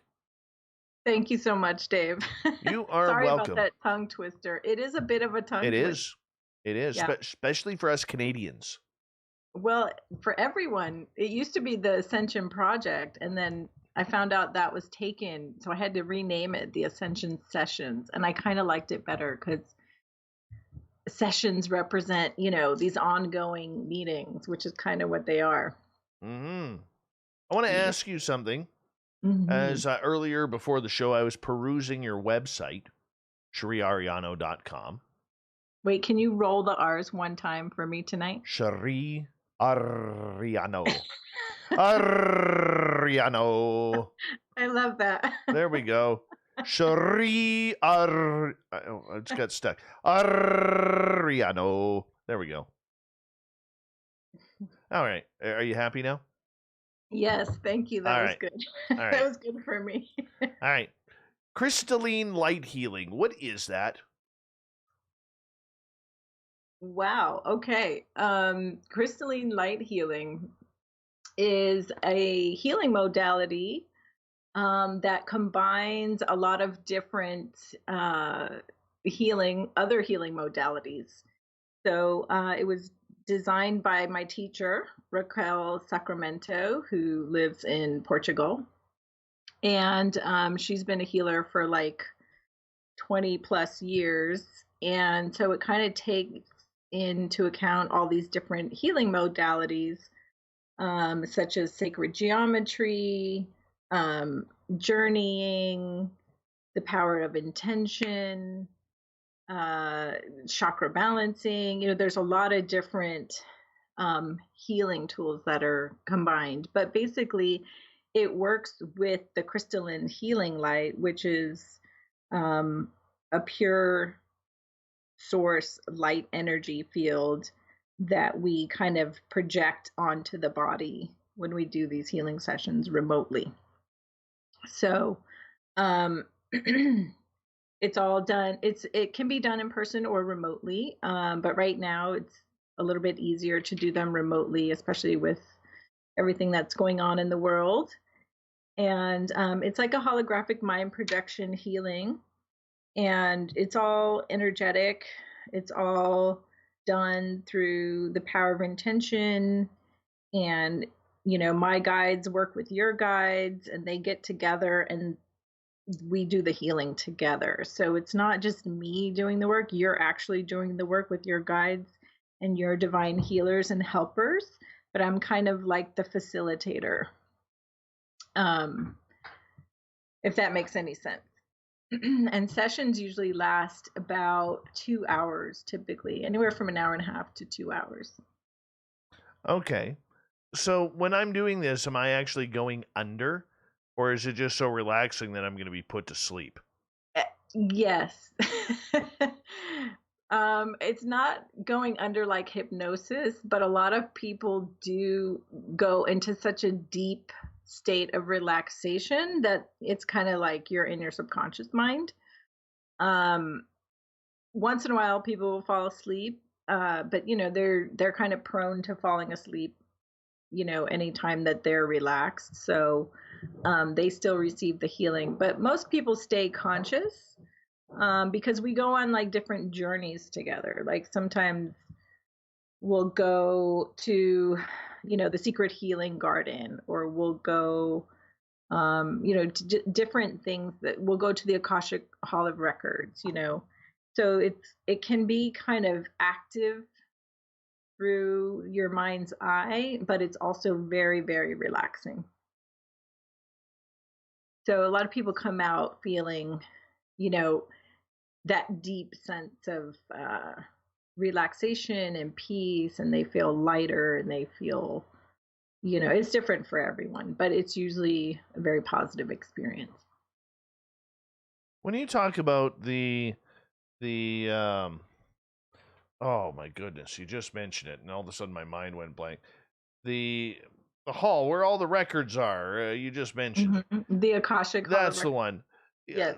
I'm going to be honest, that confuses the daylights out of me. Is there really a record of everything in time that's hidden in some place way, way off, tucked into the back corner of a closet in the middle of the universe? You described it kind of like the Lion, the Witch, and the Wardrobe. That's what it reminds me of. I'm sorry, I'm laughing so much. You just make me laugh, Dave. I mean, it's an etheric place, right? So it's not like an actual wardrobe in someone's closet, but it's an etheric place where, there's a record of every soul. I mean, I've been told that there's a crystal cave somewhere on the planet, and there's a crystal for every living person on this planet, and it's like a pre-known, predestined number, which blows my mind. It's like, and so if you believe that's true, then the Akashic records make sense, because everything is kind of like predestined, right? Predetermined. And I've heard people say that the Akashic Hall of Records does not exist too. There's a lot of different opinions out there. But we have Akashic readers. We have people who specialize in just reading the Akashic records and helping you remember your soul's path, or your mission, or why you came to Earth, or what your past lives were. And so if the Akashic Hall of Records is false, then all of those people are lying. So I choose to believe that it is there, and that we can gain access and information from it. I wonder if you have any Akashic readers in your audience. I'm sure we have a few. How do we gain access to this? I mean, do we have our own keys that are, that are out there that we have to find spiritually? Well, some people, I believe it is their soul path or soul mission to be an Akashic realm reader. So it's very easy for them, or maybe, they feel really called to do that type of work, and then they get trained, and then it comes online for them really easily. And for most of us, it's difficult to access these records, because it's not something we were taught as children. I think if we were taught as children how to do this, it would be easy for all of us to access our own records.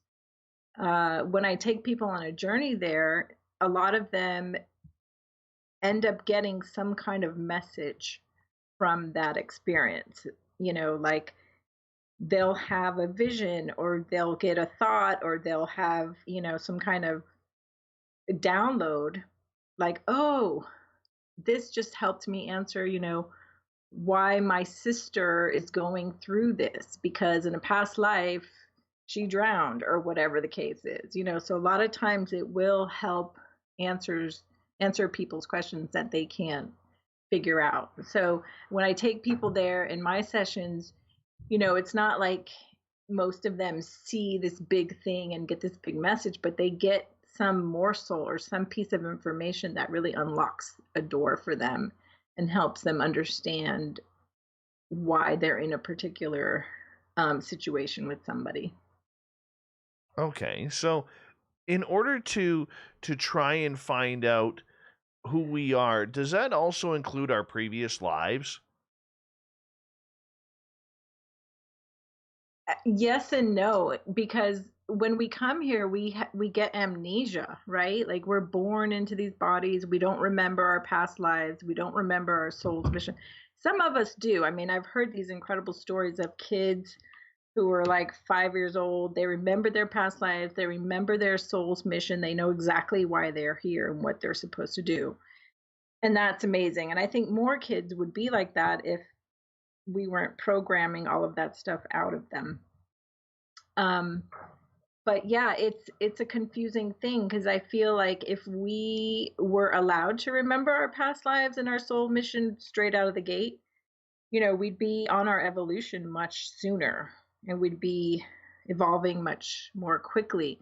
But because we're starting at ground zero every time we reincarnate or we incarnate, it makes it harder to access that information, and then we have to go through all the struggles of childhood and teenage years and early adulthood, and then hopefully we have some experience that kind of wakes us up and we start to seek those answers.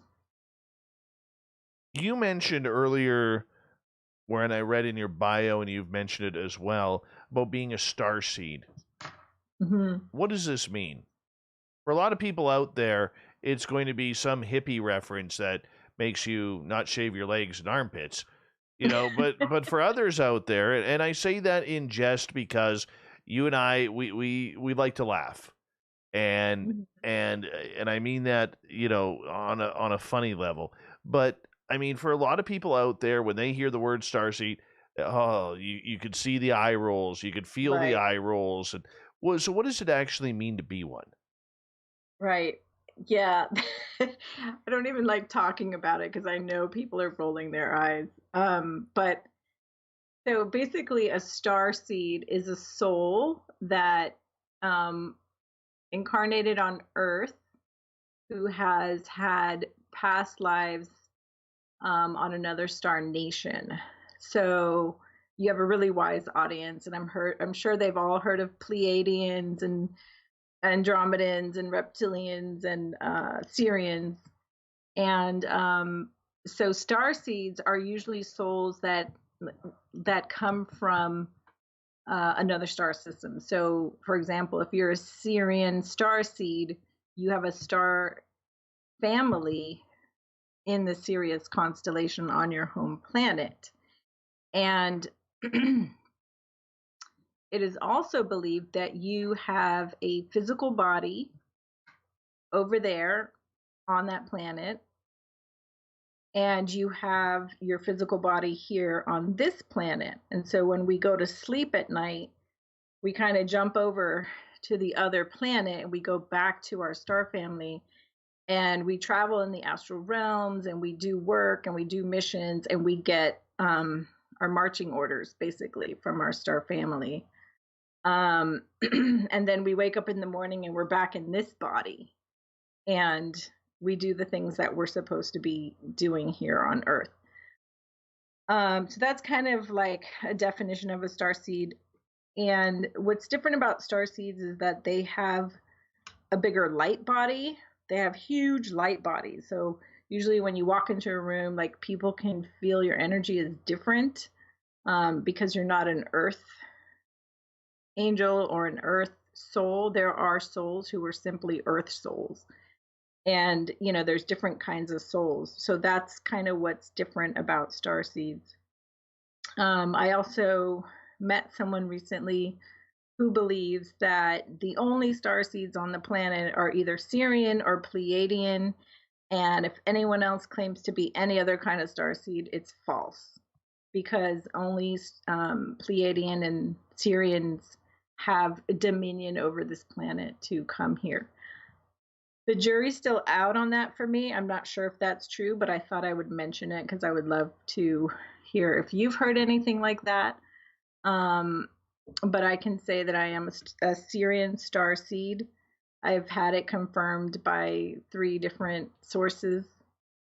And my soul's probably about 70,000 years old. You haven't aged a bit. You haven't aged a bit. Okay. So I get that, and I understand with what you're saying. What about children then who are said to be indigo children? Mm-hmm. What's the difference between a starseed and an indigo child? Well, indigo children, that's a term that's a human term. Like humans made up that term, like we made up crystal children, you know. Probably many of them, if not most or all of them, are starseed children, because they come in with these gifts that are already online. And that's pretty typical of starseeds, but not all. You know, like I'm a starseed that had to have like this terrible childhood so that I could wake up and then want to help other people. And that's also a common storyline for starseeds, actually. Like I know another starseed who was an orphan, you know, and now he's helping other starseeds. So there's different paths for us, and I think that that's, you know, something that you predetermine before you come here and incarnate. But yeah, I know that's a far-fetched story, but like you and I have a friend in common who's been on your show, and you know his story was similar, right? Like he went back to his star family on a ship and interacted with them, and then they came here to Earth. So like, you know, I've heard other starseeds like talk about their experiences, and that's what kind of gives me credibility that, you know, there's more than one person saying this. It's true. But in the end, you have to take usually a person's word for that. Yeah. And I don't know how comfortable that is for a lot of people. Yeah, well, we're all having our own experience, right? You know, we all believe that, you know, like I believe that I took a shower this morning, but that doesn't mean you have to believe that I took a shower this morning. It's like, it's my own experience that I choose to share with you. You know, and that's why, like, when you have an experiencer, right, who saw an extraterrestrial, either first contact, second contact, whatever, you know, they form experiencer groups because like nobody believes them, but then you get 10 people in a room who all had similar experiences, and they start to feel real. They start to feel believable. So it's that kind of thing, you know. Our society has been programmed to not believe anything that you can't see with your own eyes, or that we weren't taught in school. And that's a big part of the skepticism and the programming. What's the programming? What's it called when, you know, like the ridicule for like the whole alien thing, right? Like the ridicule campaign in the 50s was like a real thing, you know, because they wanted to sweep it all under the rug. So to me, this falls in line with that line of thinking of like, okay, you know, what do I have to convince you of to, you know, like you have to convince people that you saw an alien in the forest, you know. I have to convince people that I'm a starseed, or I don't. You know, it's purely a choice. Okay, but that, you know, that kind of brings up a good point. I mean, because most of the time, for anybody who's experiencing anything like this, we have no proof. Right. We could only go by the experience. Most of us don't have recordings. Most of us don't have videos. Most of us don't have marks on our bodies. You know, so it's very subjective with the wording. And this is where I get a little concerned when you have, like you mentioned, the person who said, well, you have to be this or this alien species to be a starseed. None of the other ones are. How do you know? You know, Yeah. Is that an opinion or is that fact? And too many times in these fields, we keep going off on the opinion stage. So when we have 3.5 minutes to go before we go to break at the top of the hour, how do we decipher truth from someone's opinion?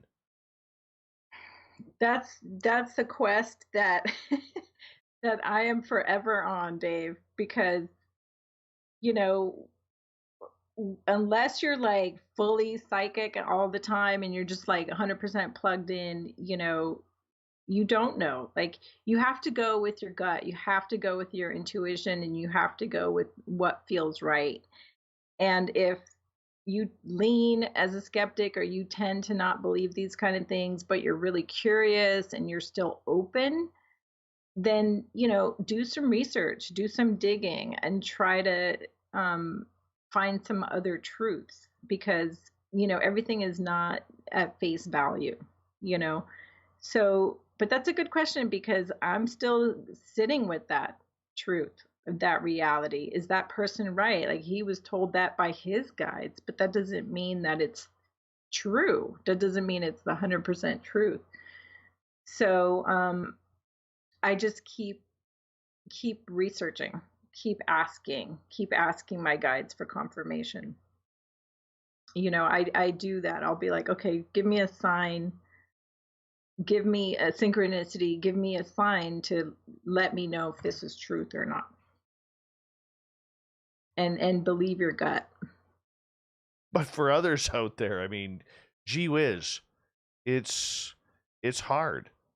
It's very hard to put that trust and faith in somebody's word, who literally is trying to take your soul and define where it should go and where your placement is.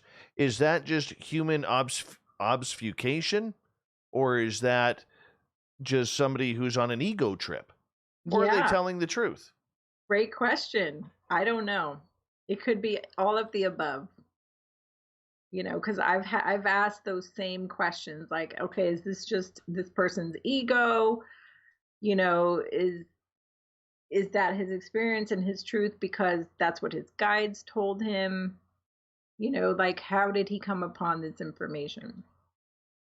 So yeah, I think you just have to like go with your own truth and what feels right to you. And I know that's kind of like a vague answer, and I'm not like giving you a 100% answer, but this is all subjective, right? Like, we're creating our own realities. So we have to like go within, look within, and search for the answers within. Like, connect to your higher self. Your higher self has the answers. They know, like, you're all psychic, and you guys just need to like go inside and develop a meditation practice so you can start to hear those answers. Makes you think. Yeah, I mean, because like, even if you went to a psychic, right, and you asked the psychic, hey, I heard this thing, I want to know if it's true. Well, now it's that person's truth. So it doesn't necessarily mean it's true if they confirm it or deny it. You know what I mean? I get it. I'm just, not trying to sound like a jerk as we go to break here. I just put little faith in someone who is that adamant that they know the answers. I could trust that it's an opinion, but it's not the answers. But we got you for another half an hour here on Spaced Out Radio. CheriArellano.com is her website. And next, we're going to test the Magic 8 Ball versus the pendulum. No. Don't make it a test. It is a test. We'll be back. Spaced Out Radio continues after this.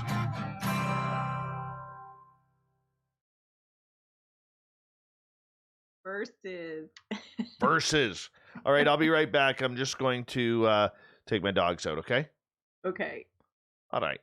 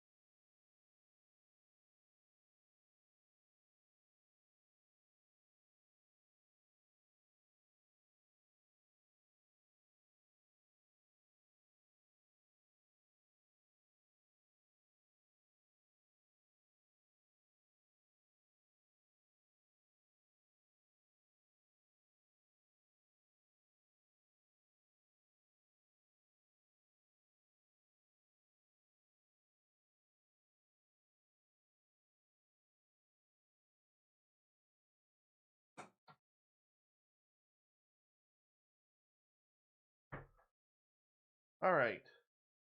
And let's bring that up. And a good time for me to remind all of you that it's a good time to support one of our sponsors, Mighty Boost Beard Oil. And the reason why is any sale that goes on this week is going to automatically add, or this month is automatically going to add a donation to the BC Parkinson's. Now, Gary the Dutchman, all right, Parkinson's hits home really close to him.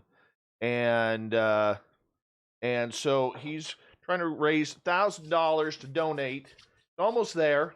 But the Mighty Moose Beard Oil, good for your beard, also good for your hair. And you just massage it in. Ladies, you can use this. It's all natural, no chemicals. Helps prevent split ends. Helps moisturize your hair properly. And look how good it looks. Just massage it in. That's all you got to do. Massage it in. MightyMooseBeard.com. Check it on out. All prices are in Canadian dollars. Gary the Dutchman wants you to use the promo code SOR2019 to make sure that you get your discount courtesy of this show. So check it on out, MightyMooseBeard.com. And a big thank you, once again, to Cat Chaser, to Brett Lewis for the amazing super chats tonight. Thank you so much for supporting this show. Thank you to everyone who's hit that subscribe button. Thumbs up, thumbs down, ring that doorbell in order to know when we're going live. And we're going to go live here with Cherie in 5 seconds.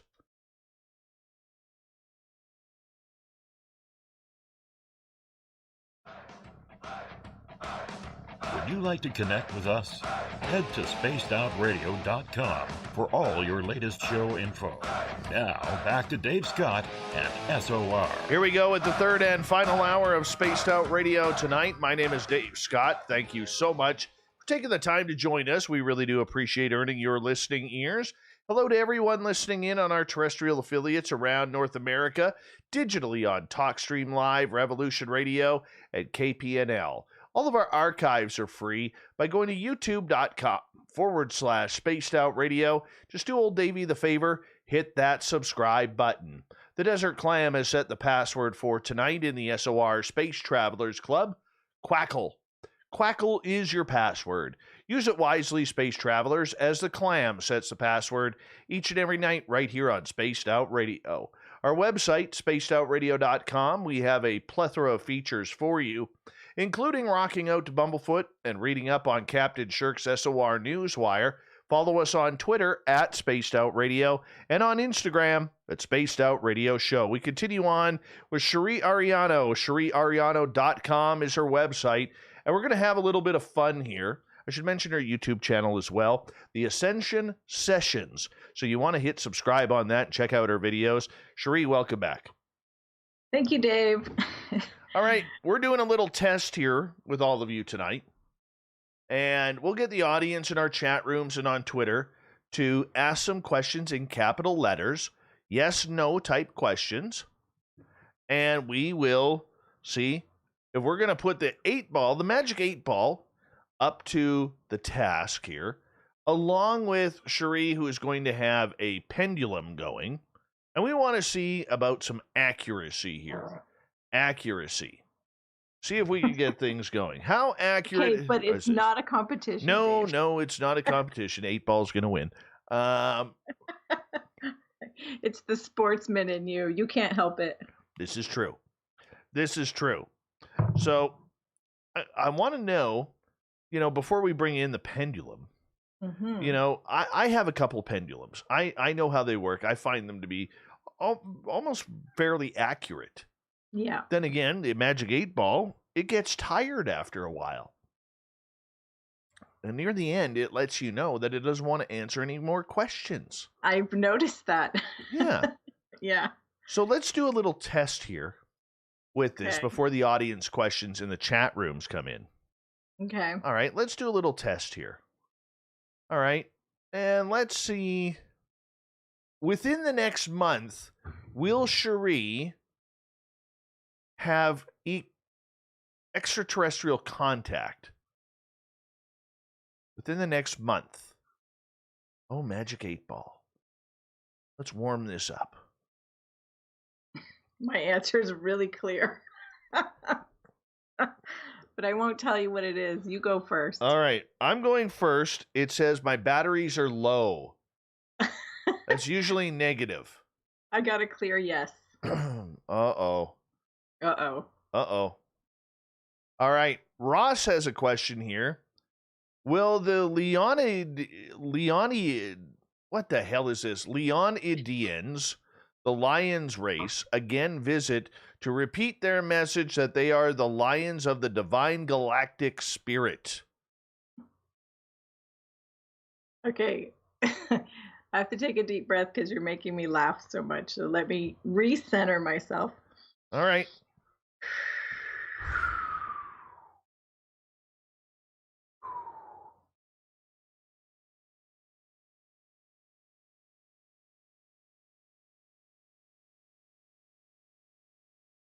We are centering. Currently centering. All right.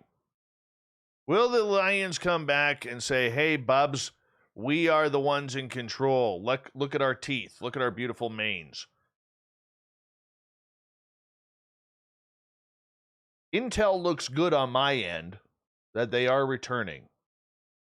Yeah, I got a yes, too. Very nice. Okay. That's interesting because I've heard of them as the Lyran beings. I haven't heard Leonidians. Leonidians. That's hard to say. It is very hard to say. It is very difficult. Are these different beings than the Lyrans of the Syrian star system? Sirius B? Just curious. By the way, Dave, we should do a qualifying question, like, Sure. Is it nighttime? Right? All like, right. Is it nighttime? Well, that's what I thought the aliens was. Okay. No, that's too like. All right, let's do it. Cherie wants to know, is it nighttime here on the west coast of North America? Very good. Signs point to yes. Yeah, I got a yes, too. All right. All right.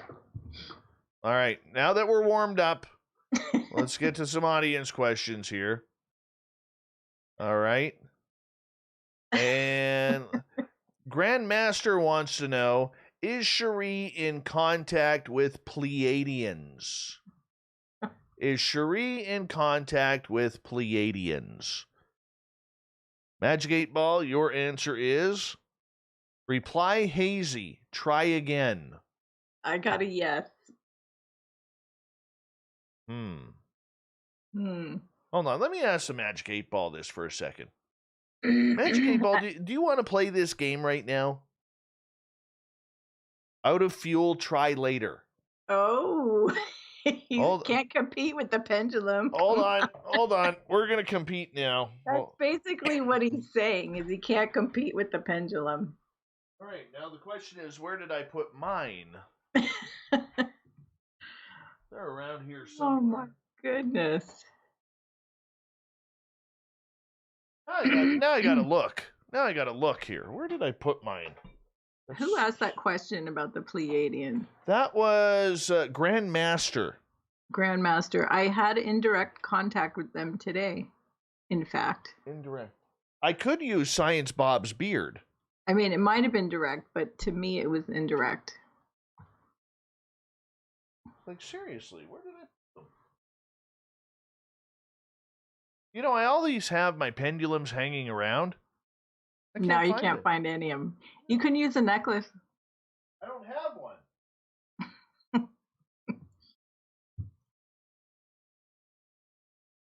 This is honestly so weird. They're usually like right here. Oh well, Magic 8 Ball. Come on. You know, be a hockey player here. Toughen up. Let's make this thing. Can you be a hockey player here for a second, Magic 8 Ball, instead of acting like a soccer player? We could just do pendulum only, but Intel looks good. Okay, but it's kind of fun to do both. All right, we got her going. Okay, we got her going. All right. Kimberly is asking, will I hear from the person on my mind within the next 60 days? Can we get like a first letter initial of their name? Levels are positive on my end. I don't need an initial because the Magic 8 Ball is so much stronger. Well, I got a no, but she could have multiple people on her mind. That's why it's nice to be really specific. All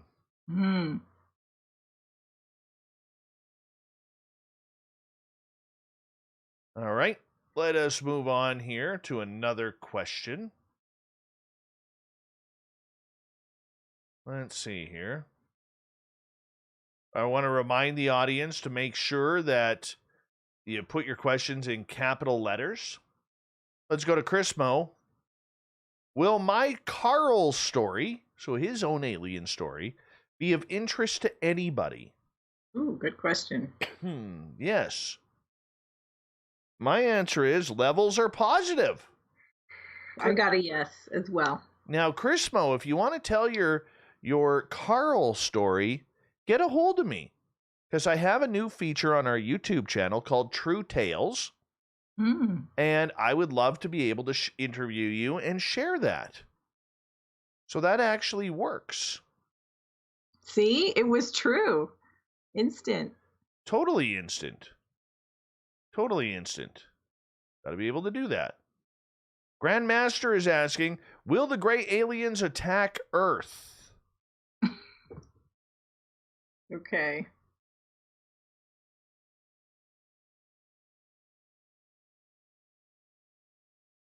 Wait, will the who aliens? Did he say specific aliens? No, the gray aliens. The gray aliens, okay. I got out of fuel, try later, which is actually, and I'll take that as a no.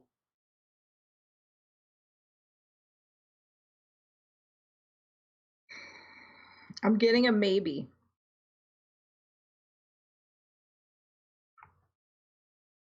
Once in a while I get maybes. I'm going with no. Okay. I'm feeling kind of confident on that one. All right, next one.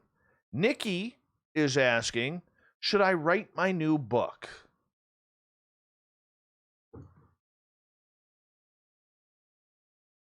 Magic 8 Ball says, levels are positive. Yep, I got a yes. You got to do that, Nikki. You got to do that. I am so losing my voice right now. Got to put more oils on. John is asking, Magic 8 Ball, will I ever get invited to join Bob and Dave on a spaceship field trip? So in other words, he wants to have an abduction. Will John get aliens? That's what it comes down to. John, are you going to get some aliens here? I'm getting a yes, John.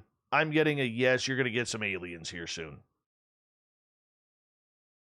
I'm getting a no. Magic 8 Ball versus a pendulum. Sorry, John. Take the 8 Ball. I know that's confusing. I know. All right. So let's go to another question. Chris Mo wants to ask, should I talk to my boss about a raise?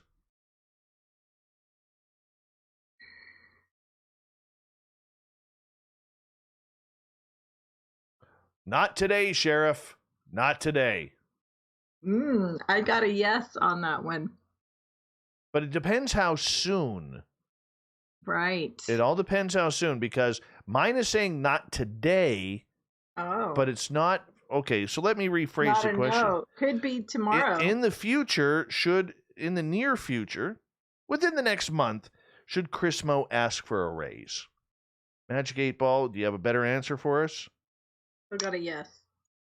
I got a no. All right. You're going to have to figure that one out on your own. Robert Dixon is asking, will my luck change? These questions are awesome. Levels are positive on my end, Robert. Levels are positive.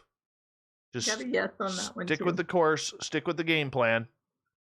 D. Swiger is asking, will we really have full disclosure in June?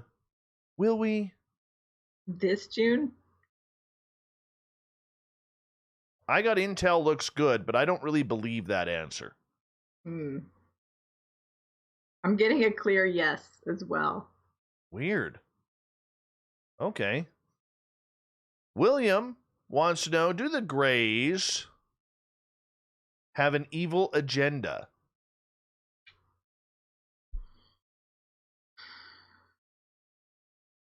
It is decidedly so on my end.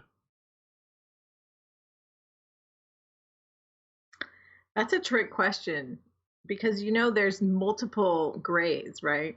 Like multiple types of Greys. They all have a different agenda.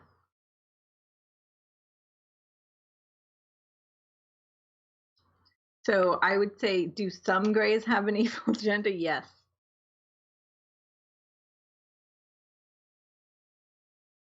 And I got a yes.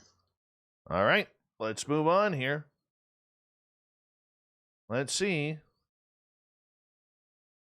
Grandmaster wants to know, do aliens drink blood? Not today, Sheriff. I got a no as well. I don't need to drink blood. Not vampires. Brett Lewis is asking, oh, of course it jumps, will Dave ever learn to play guitar and set himself free? Because I must rock one day. I must rock. Ooh, I like Kira's question coming up. Sensors read no. Thank you, Spirit of the 8-Ball. Also no. No time. No time. That's good. Kira is asking, will Dave have a Sasquatch experience this summer?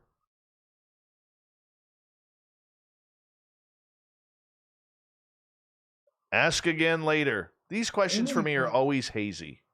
I gotta know. I'm going for it. But these prediction type questions are tricky because predictions are tricky because we're manifesting in real time, so any of these things could change the outcome. Exactly. You got to be careful. All right, let's move on to another one here. Zenzabil is asking whether or not he will have relations this decade. You're running out of time. You only got 2 2/3 years left. Oh my gosh, Zenzabil. Somebody's got to teach you about, what's that one called? Where you swipe. Oh my goodness. What is that one called? Shows you how much I use dating apps. Sweet. It starts with an S, I think. Tinder. Tinder, that's the one. Tinder or Plenty of Fish or Bumble or whatever. You can get some relations there pretty quick. What does this say? Hold on. Come on. Oh, it changed on me, you bastard. It is decidedly so. You will have relations this decade. Oh my gosh. All right. We need to set some ground rules. Hey, you should see some of the questions I've edited out. Yeah, please skip the bad ones. Or not bad, but racy. All right, let's see here. D. Swiger is asking, am I destined to be a Sasquatch communicator? No. Hard no.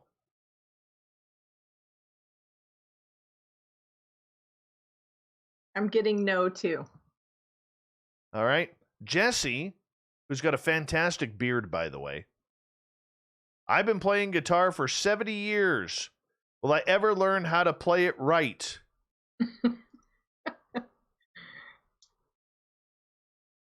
Oh my goodness. I got a yes. I got batteries are low. Mm. So in other words, it's in your hands, whether you want to or not. In other words, change the batteries in your guitar. Exactly. John is asking, will Dave ever love me how I love him? Oh, I love you, John. Only when you wear your Stetson hat, though. Got to keep the Stetson hat on. Out of fuel, try again later. John, I'm breaking your heart. Apparently not. I got a yes. Of course I do, John. Of course I do.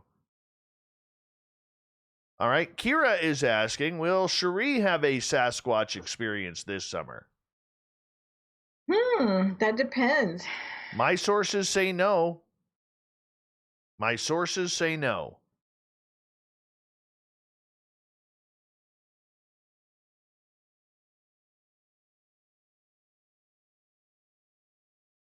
I'm getting a maybe. All right. But that one's about me, so it's always like... Maybe. Yeah. All right. Chrismo wants to know if he will rock a beautiful garden this year. I love gardening, by the way, just so you know. I can't grow vegetables worth anything, though. Funny, I was talking about myself, and I stopped the ball, and it's like, no, thanks. I got a yes on that. I got a yes, too. All systems go. Awesome. All right, Kyle wants to know, will we ever have the SOR party in Vegas this year? That's a powerful question. Another prediction type question. Mm-hmm. Ask again later. Of course it's going to say that because we can't get across the border due to COVID. I got a yes for what it's worth. I know. I'm ready. I'm ready right now.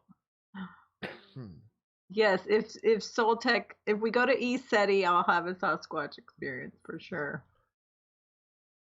Kian wants to know, will I ever visit an alien planet?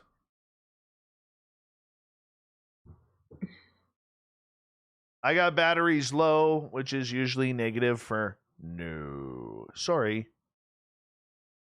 I got a no as well. Sorry, Ken. And let's go.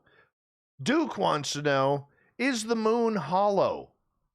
Well, I have my own opinion, so this is going to be skewed. Signs point to yes on my end. Yeah, I'm getting a clear yes. Ooh, that's interesting. Nikki wants to know, will I ever meet Mama? She's talking about a Sasquatch, I believe. In hypersleep. Not for a long time. Not for a long time.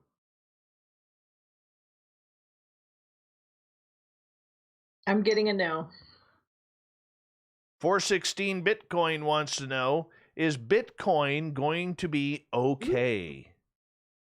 Yes.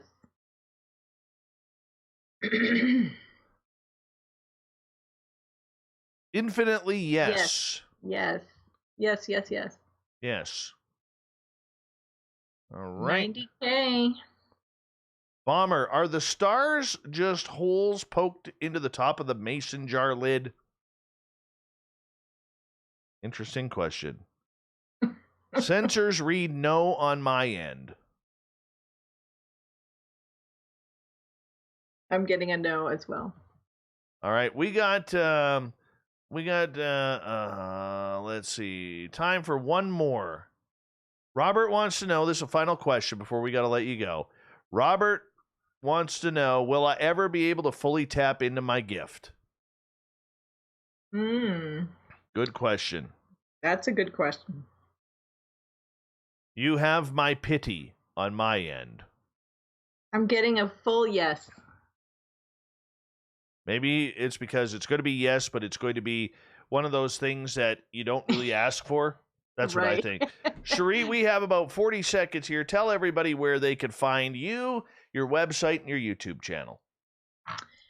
Yes, please check me out on my website at CheriArellano.com. And I'm on all the social medias, Facebook, YouTube, Telegram, MeWe, Instagram, Facebook. I already said that. And Twitter. All the links are below in the description, so you don't have to worry about spelling them wrong. Thank you so much for having me on the show, Dave. It was we had a lot of fun. We had a lot of fun, and thank you for not only being a listener, but a friend as well. And, you know, I really appreciate when you interviewed me on the Ascension Sessions. and I'm glad to be able to return the favor with no audio problems. Yay! And we got to get you on the show. Let's pick a date. We tomorrow. will. Chery Arellano, everyone. Coming up next, we have the SOR Newswire and the Thought of the Dave. Stay tuned. Spaced Out Radio continues after this.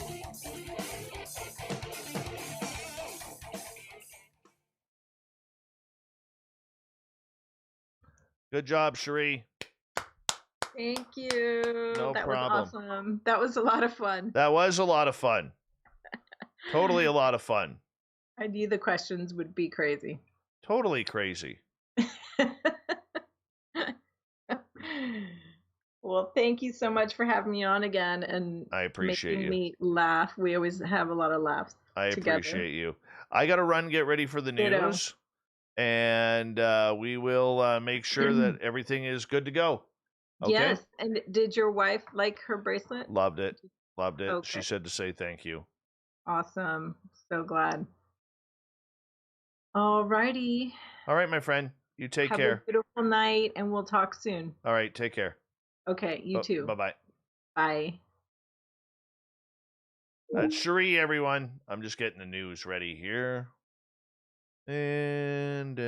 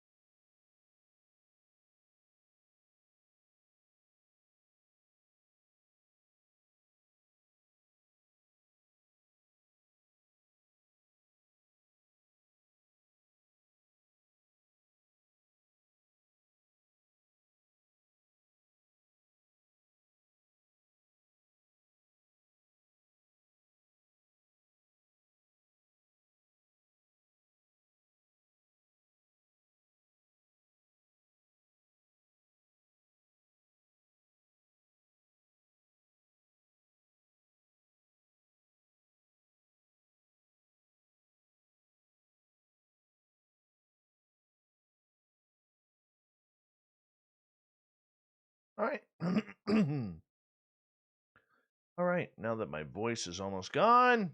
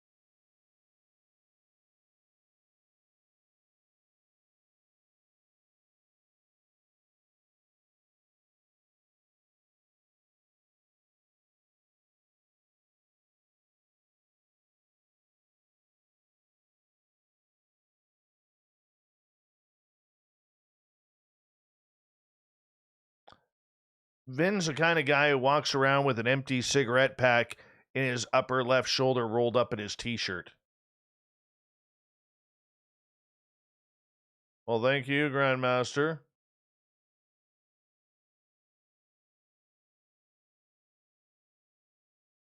Hey, Raul, how you doing?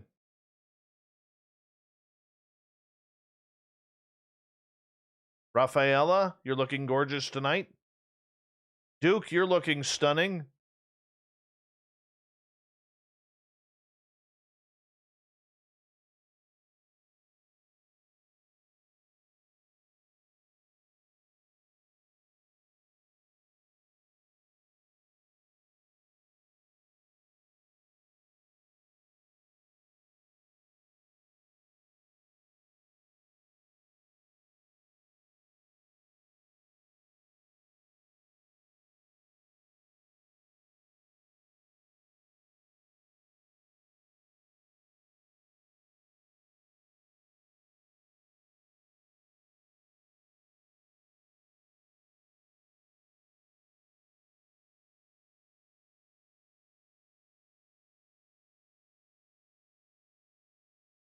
Thank you to Cat Chaser.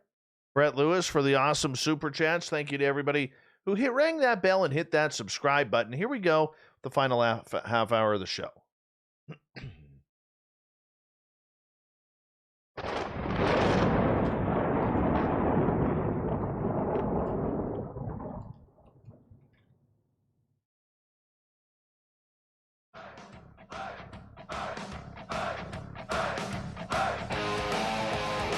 We've rounded third. We're heading for home tonight on Spaced Out Radio. My name is Dave Scott. Thank you so much for taking the time to join us. We really do appreciate earning your listening ears. Want to remind you that if you missed most of this show or others, check out our free archives by going to youtube.com/Spaced Out Radio. Just do me the favor, hit that subscribe button. Our website is spacedoutradio.com, where we have a plethora of features for you, including rocking out to Bumblefoot and reading up on Captain Shirk's SOR Newswire. Follow us on Twitter at Spaced Out Radio and on Instagram at Spaced Out Radio Show. Speaking of the news,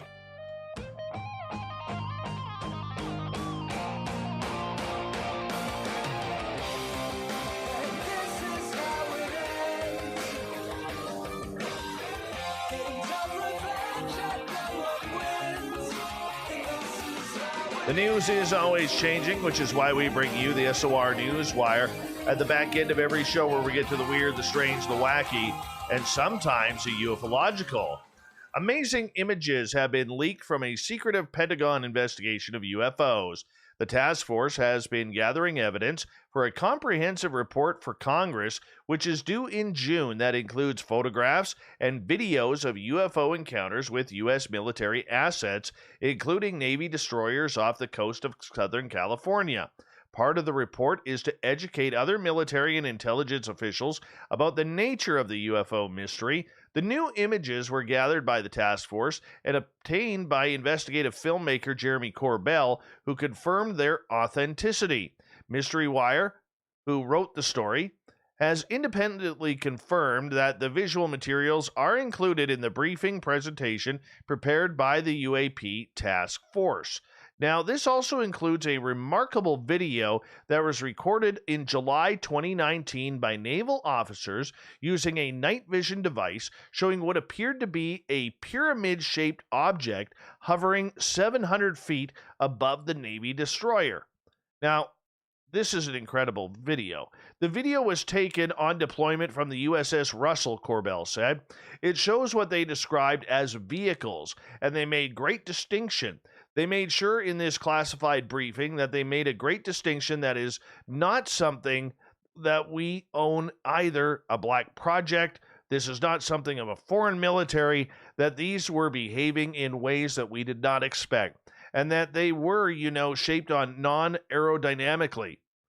Like pyramids, these are flying pyramids. The video is one of several forms of visual evidence gathered by the UAP task force to document bizarre encounters reported by the U.S. Navy during the past 2 years, including photographs of 3 stationary drones of unknown origin. This is a developing story that will continue, and things like this are going to get exciting right through June 25th, when the report is due in front of the U.S. Congress. UFO abductees come in all flavors, shapes, and sizes. Some are highly respected, others are educated, who seem to have impeccable credentials. Some are far more questionable sources. Some come from those who have stories that have seemed to follow some rational internal logic, while others fly right off the charts into the realm of the completely outlandish. Certainly, some reports are way off the meter when it comes to pure bizarreness, and one of those is this time when a farmer says he was whisked away to Mars, the moon, and Venus by aliens. The man's name is Buck Nelson, once pretty much a nobody. Born in 1895, he lived on his rural farm in the Ozarks in Missouri, and there wasn't really much that was remarkable about him. That is, until 1954, when one evening would turn his mundane world inside out. On this night, he was out at his farm when the radio began acting up, changing channels on its own and turning off and on. As he tinkered with the radio trying to fix it, his dog began barking uncontrollably. Next thing you know, There's a light. There's a UFO. A beam comes down, much brighter and hotter than the sun. Didn't hurt him, though. Left him paralyzed, unable to move, after which the UFOs moved right off. Yeah, this strange encounter and more. We don't usually do stories like this, but you know what? It's a fun one. It's a fun one. We got to keep our minds open on this UFO tech. These aliens, they could be coming. And you might not think you got aliens, but you got aliens. You never know. So, it doesn't matter what career. The one thing I like about that is it really discerns the fact that it doesn't matter what career you are. You could be a successful lawyer, successful businessman. You could be a single mom. You could be a single dad. You could have lots of money, no money at all, struggling to get by. The aliens don't care. They're just going to come. They are just going to come. All right, moving on. This is a weird one here. I don't know if you guys follow this story. It just came down. Controversy erupted at the Miss Sri Lanka beauty pageant when a former title holder took the crown off the winner's head and falsely claimed she was a divorcee and therefore ineligible to take part. Pushpika De Silva was named the competition winner to applause and cheers from spectators in the Sri Lankan capital, Colombo. Video footage from the event showed organizers placing the winner's sash around De Silva and the crown on her head. Shortly afterwards, the pageant's 2019 winner and Mrs. World 2020, Caroline Jury, took to the stage and picked up the microphone. I have a small request, she said. As for the Mrs. World Inc., there's a rule that you'll have to be married and not divorced. So I'm taking my first step, saying that the crown goes to the first runner-up. Jury then turned to a stunned De Silva, forcefully took the crown off her head, and placed it on the first runner-up, who broke into tears and thanked the judges as De Silva walked away. The Miss World Series is an internationally beautiful contest for the beauty pageant for married women founded in 1984. The winners of each country's title advance to the Mrs. World competition to face off against each other. Under the rules of the pageant, contestants must be married as of the date of entry. After the incident, organizers declared De Silva the official winner of the pageant and said in a statement that contestants who were legally married were allowed to compete. De Silva said in a statement posted on Facebook that she was currently separated from her husband for personal reasons, but they were not divorced. If she had been, she would have been ineligible. She would have been removed from the competition at the start. You can see the gloves are dropping off here. This is one mean cockfight in a beauty pageant. In her statement, De Silva described the incident as an insult and decried Jury's actions, saying true queens do not snatch other women's crowns. In a second statement posted on Facebook, De Silva's fire continued, adding that she has forgiven those involved. Mrs. World Inc. organizer said in a news release that they are reviewing the incident. We are deeply disturbed and sincerely regret the behavior of our current title holder, Mrs. Caroline Jury, Mrs. World 2020 at the crowning.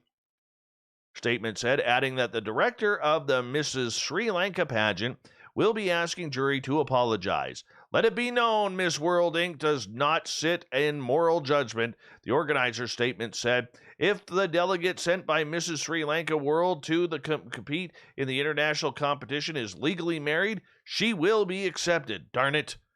Now, many beauty pageants have eligibility rules based on contestants' relationship status. For instance, the Miss USA pageant forbids contestants who are or have been ever married, as well as those who are pregnant or have been given birth to a child already, so single moms.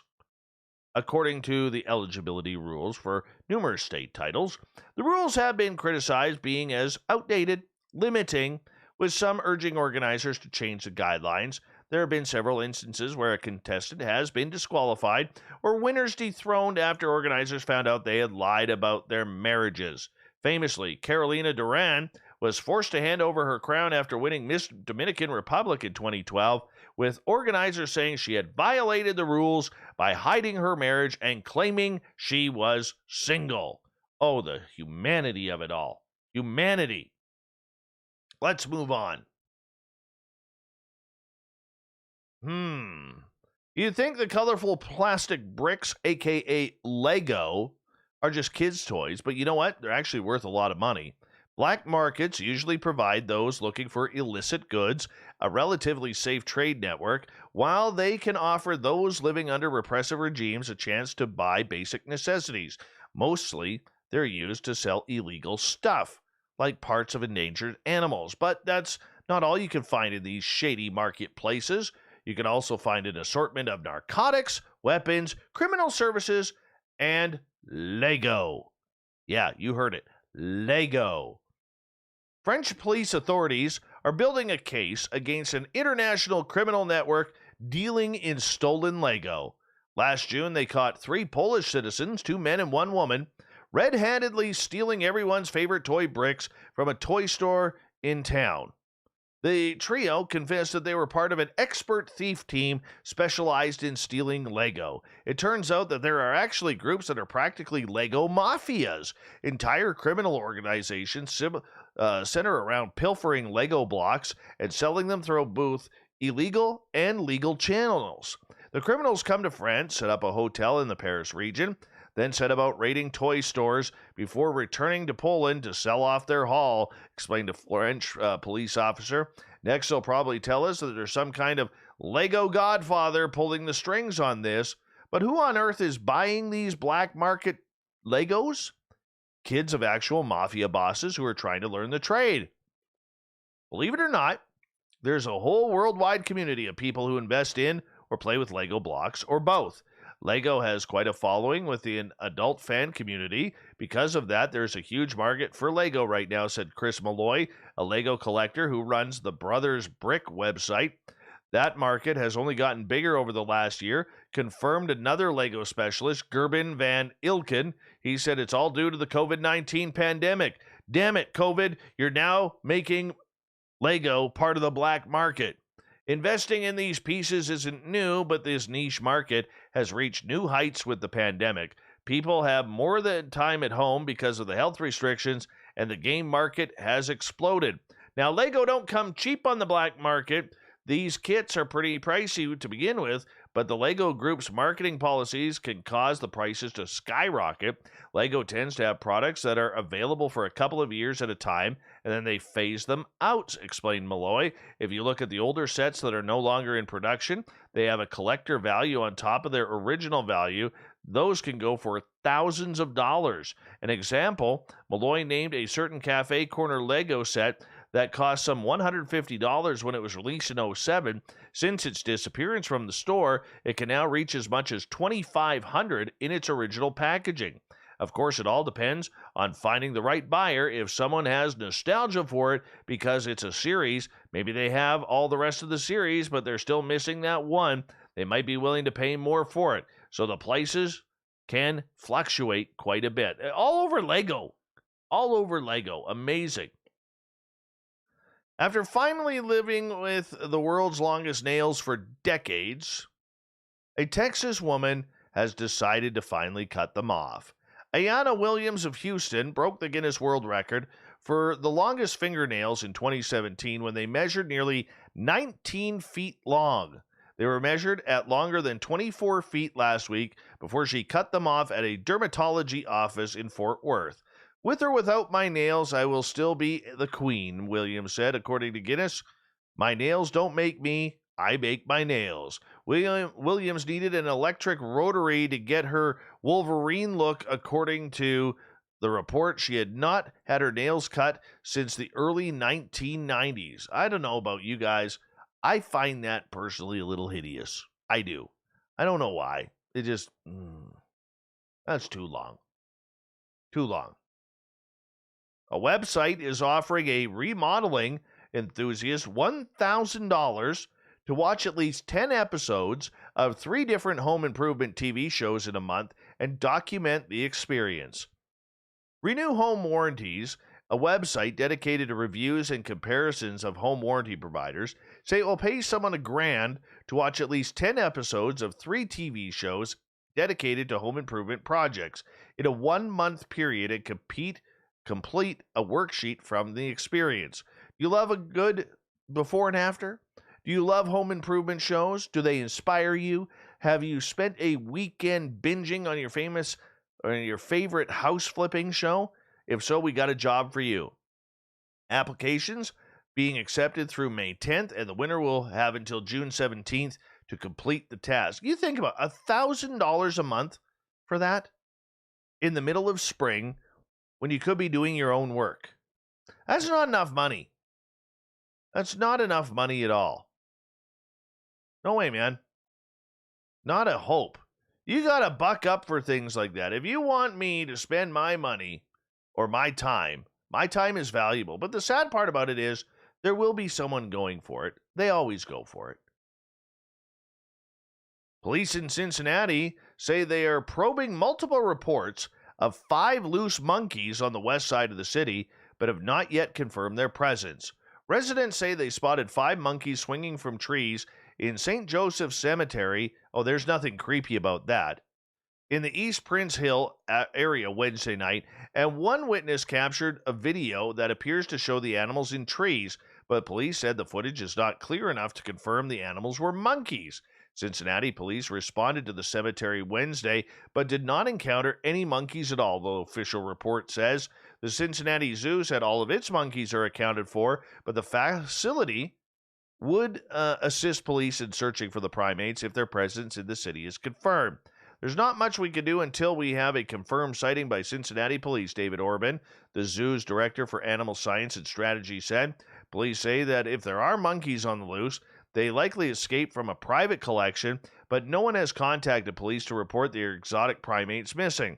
Police officials said anyone who spots monkeys in Cincinnati should keep a safe distance from the animals and contact the department. And finally tonight, oh, this is a beauty. Absolute beauty. A Florida man was arrested after doing very Florida man things, including humping a tree and running down a street naked. Yeah, 21-year-old Alonzo Sanchez may have been a little drunk or a little high or a major combination of both when he was found by deputies and was seen hugging and hip-thrusting a tree. No word if there was a knot in that tree. He was completely nude and allegedly, oh, here it is, high at the time. Okay, so alcohol is off the list for this one. Before deputies could get to him, though, Florida man ran into the street, was nearly hit by a car that had to swerve to avoid him.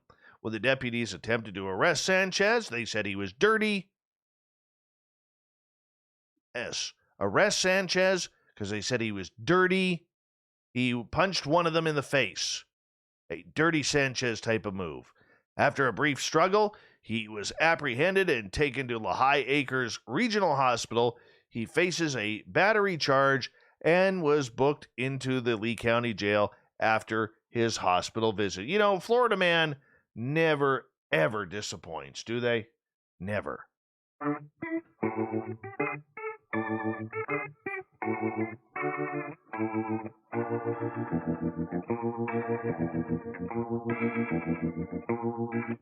Thought of the Dave happens every night at this time when we ask a question on our Facebook and Twitter pages and read your responses on the air because we love the audience participation around here. Today's Thought of the Dave is as follows. Sorry, I never thought I would drop a dirty Sanchez on this show, but there you go. There's a first for everything. First for everything. All right, let's get to it. What advice would you give your teenage self if you could? Deep questions here on the Thought of the Dave. Let's go to, let's start off with Mike. Open your arms to reach others. Open your heart so they can reach you. Oh, that's blissful, Mike. Blissful. All right, moving on. Haunted History BC. Be kinder to yourself. Jen, oh my God, there's not enough room to type it all. There's just so much. Judith, magic goes away in things as soon as you stop believing. Secret Machines, otherwise known as Dave. Years go by in the blink of an eye. Don't marry young. Live your life. Go places. Do things. If you have the means or not, pack a bag. Go wherever you can afford to go. While you have no dependents, don't buy stuff. See the world. Look through travel mags Pick a spot, go. I love that advice. Jeff, Merle. Total Merle. Merle is an addiction. He needs more Merle in his life. Evan, stick to the dream and don't waver. John, don't think you'll be young forever. Time goes fast. Nikki, for this body, extremely high protein, excessively low carbs, keep exercising, and always allow your psychic abilities to grow. Never put a stop to them for anyone. Kara, to every thought, feeling, emotion, and intensity in your body, ask, who does this belong to? Instead of assuming that crap is yours, make yourself wrong and bad. Stay in question, not in conclusion.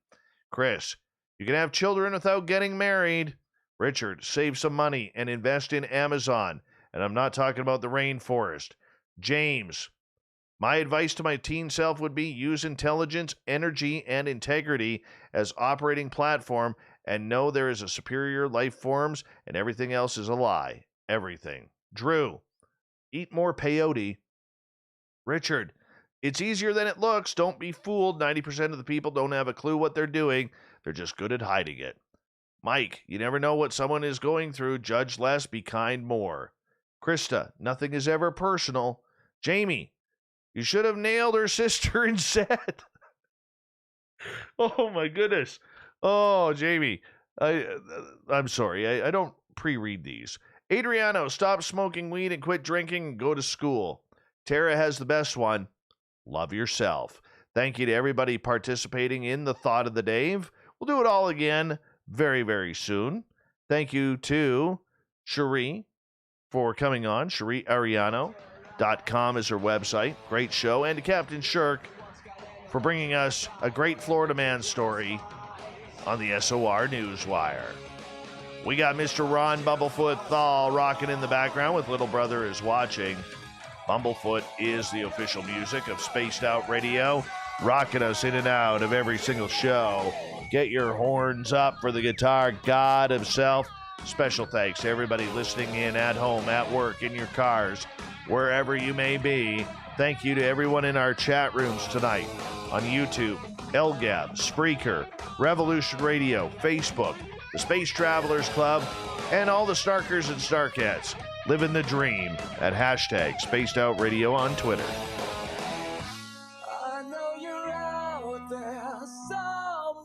Remember, this show is copyright by Spaced Out Radio and SOR Media Ventures Limited.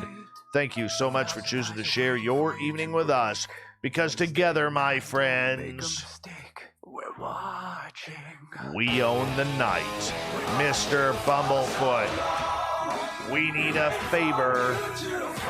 We need you to take us home.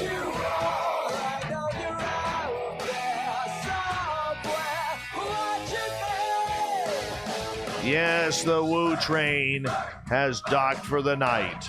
But soon, my friends, we shall ride again. Your seats are always available. Your tickets never expire. And if you want to bring a friend, we've got room for them too. Good night.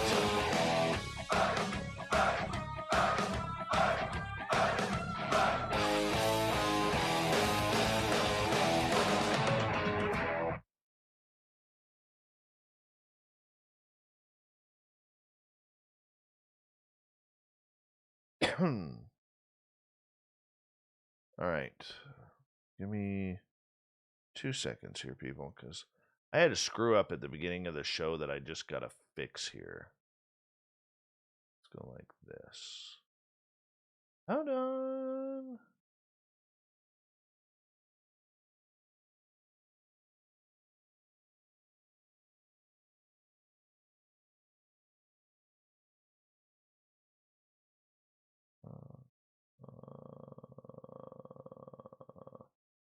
No.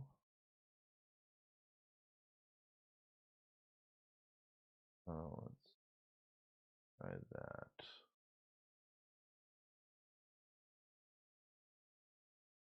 Is that what I think it is? What is this? Without the expressed written. Oh, that's terrible. No. We'll just make this. Hold on. Cut. 142. So there's 130, 140, or 135, 140, 145. Here. 142.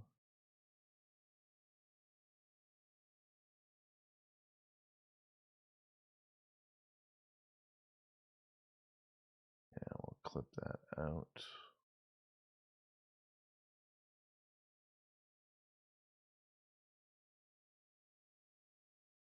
So then we're going to go mix. Nope.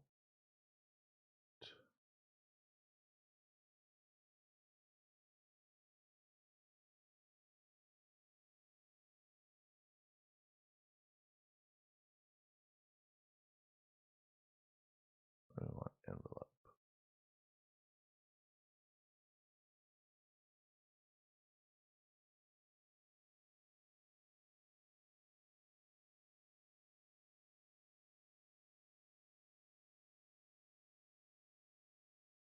This is where we want to go.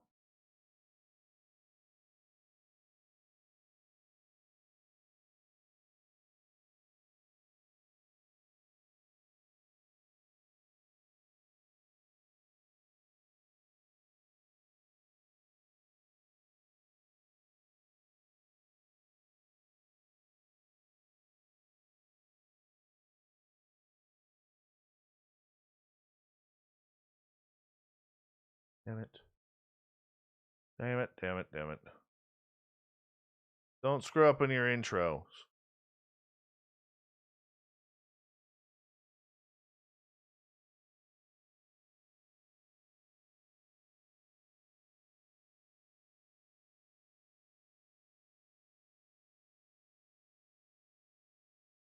How that looks.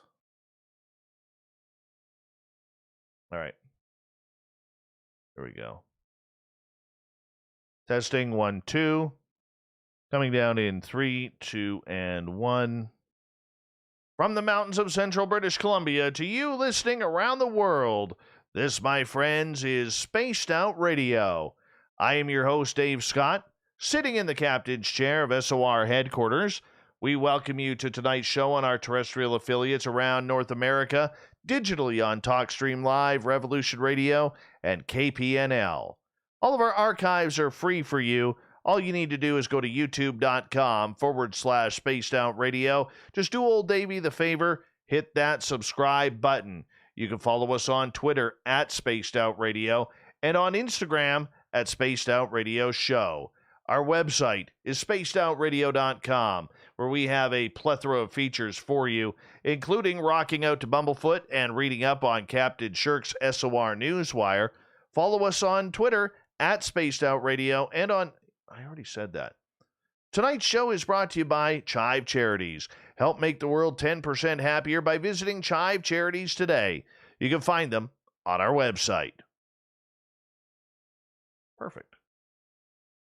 Trim this up. I forgot to. I thought I hit start on my recorder. I didn't, and I caught it right as the intro was coming out and going to the beginning. So I'm just going to quickly edit this. Out Radio and on Wire. Follow us on Twitter. Follow us on Twitter @SOR Newswire. Tonight's show is brought to you by Chive Charities. Help. Right.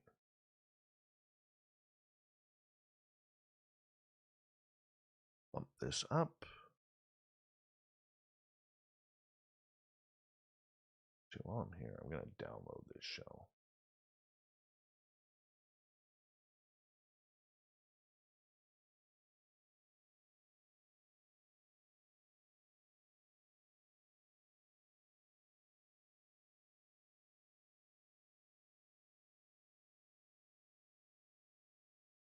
And we'll blend it all together. We need to go like this. 400.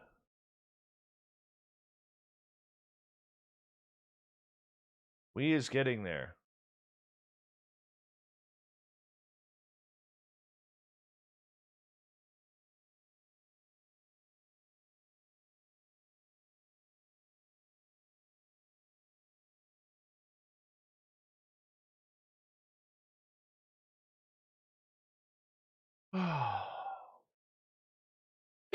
Trust me, this is the shit that kills me.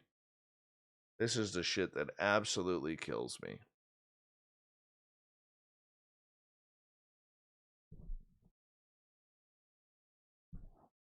Because it just takes up so much time. But you can't worry about it.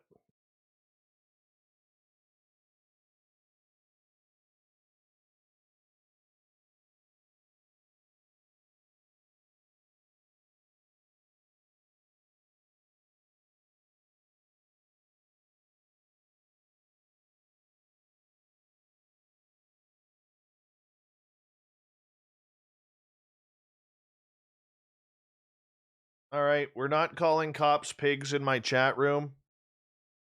All right, we're not doing that. Okay, not every cop is bad, not every person is good. Applesauce, how you doing?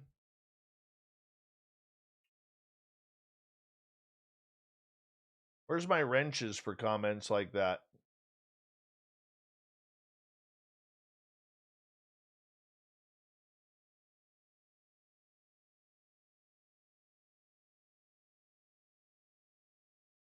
Well, of course he's a piece of filth, dude, but, you know, let's not call police pigs here.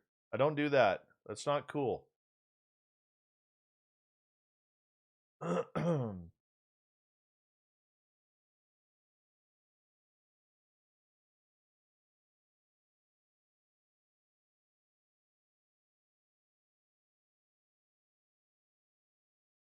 right, let's go here.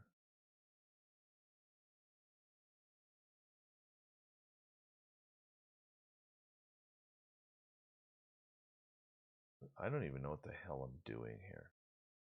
I know what I'm doing, but I mean, it's just frustrating.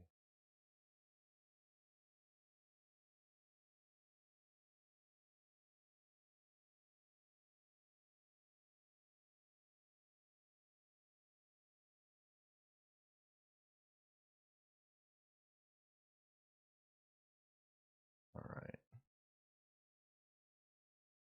Let's go here. Here. What's our level?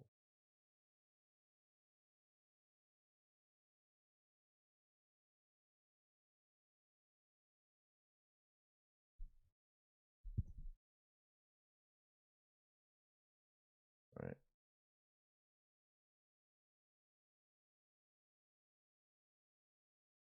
Peaking a little bit high.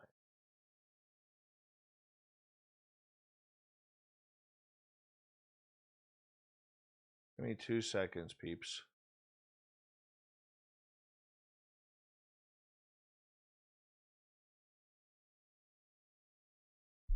Oh, bullshit. I amplified it, you moron.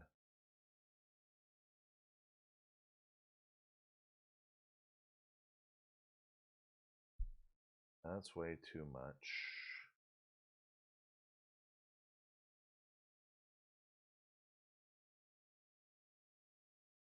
That looks good.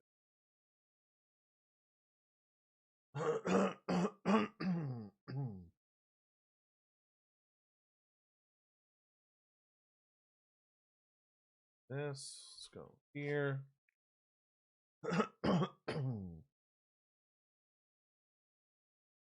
Go there. Let us edit. Nope. Levels, no. Home. Mix, paste, mix.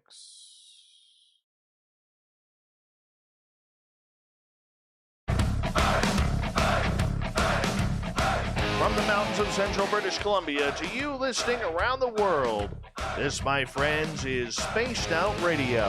Sounds like shit. Let's undo this.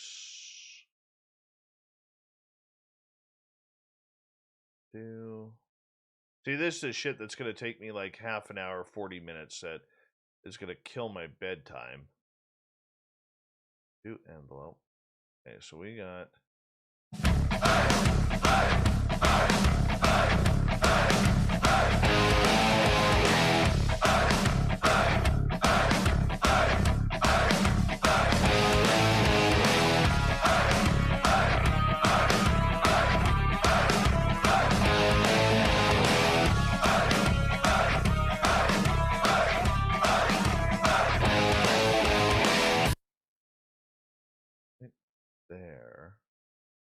This is the section that brain. Yeah.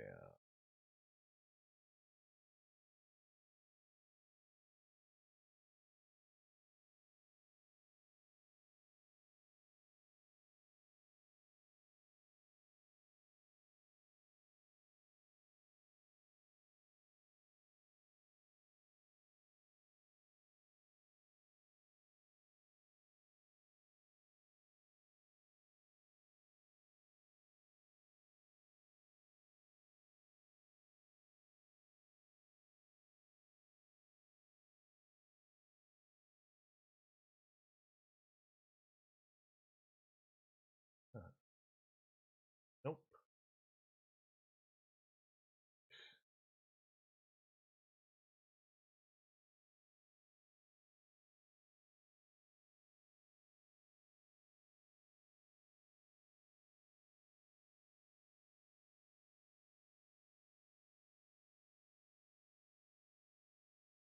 Back a little bit more.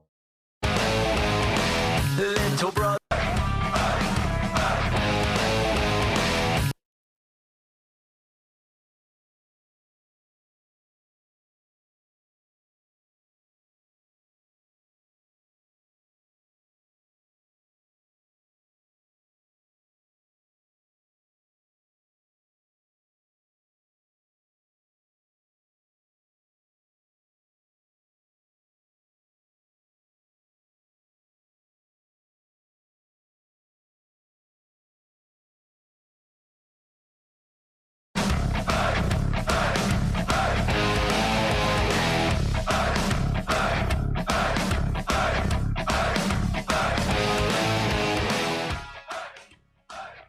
That didn't turn out the way I wanted.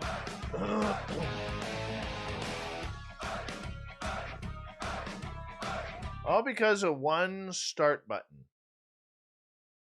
All because of one start button, people.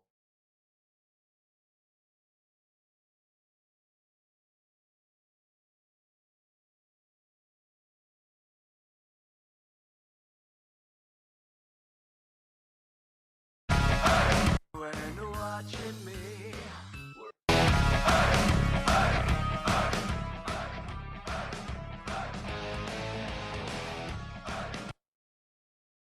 And the worst part about it is, there is no... Oh, I cancel this. What the fuck is going on? Let's go like this. Once again. And let's apply. Little brother.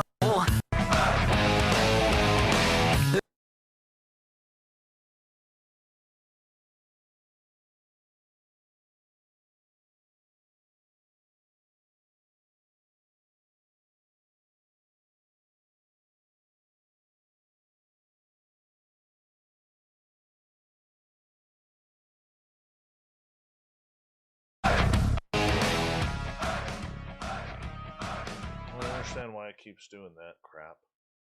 Cancel. Undo. Undo.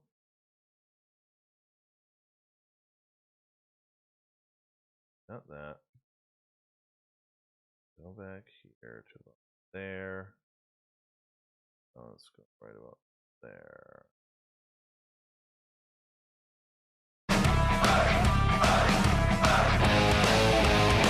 Little brother has taken control.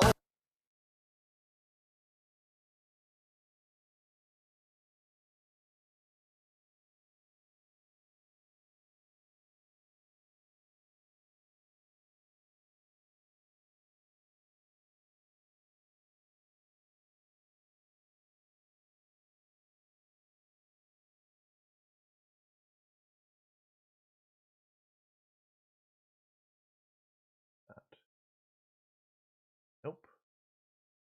Not there yet.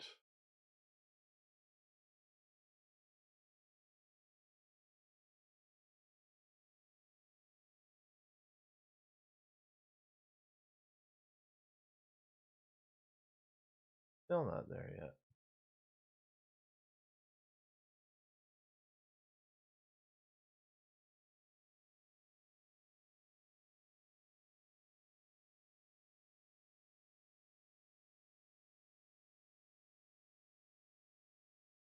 Almost.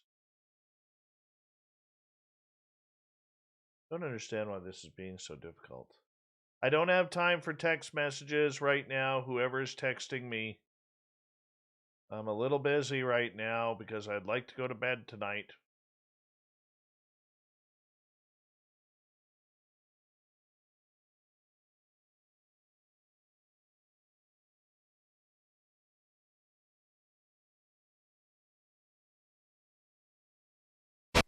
Little brother has taken control. Mike. Shoveling dirt in every hole. Predators to condemn your soul. Watching you and watching me. We're so close. So close.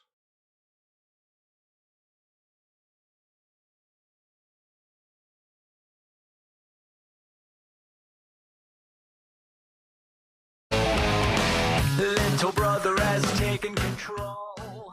Shoveling dirt in every hole. Predators to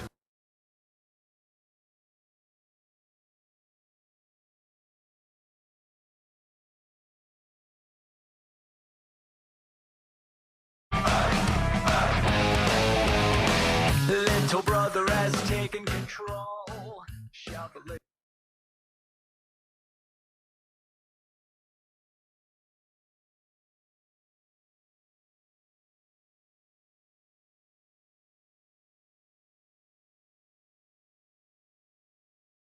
I think I'm almost there.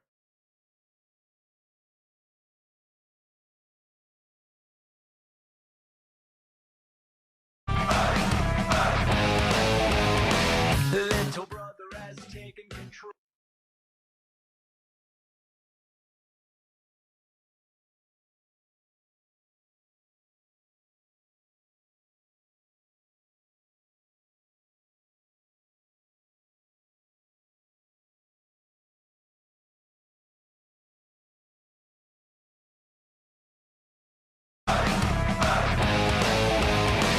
From the mountains of central British Columbia to you listening around the world, this, my friends, is Spaced Out Radio. I am your host, Dave Scott, sitting in the captain's chair of SOR headquarters. We welcome you to tonight's show on our terrestrial affiliates around North America, digitally on TalkStream Live, Revolution Radio, and KPNL. All of our archives are free for you. All you need to do is go to youtube.com/Spaced Out Radio. Just do old Davey the favor, hit that subscribe button. You can follow them on our website. Everyone's got an electric eye with the digital spies. They've watched you for so long. Immortalized. Everyone's got an electric eye with the digital spies.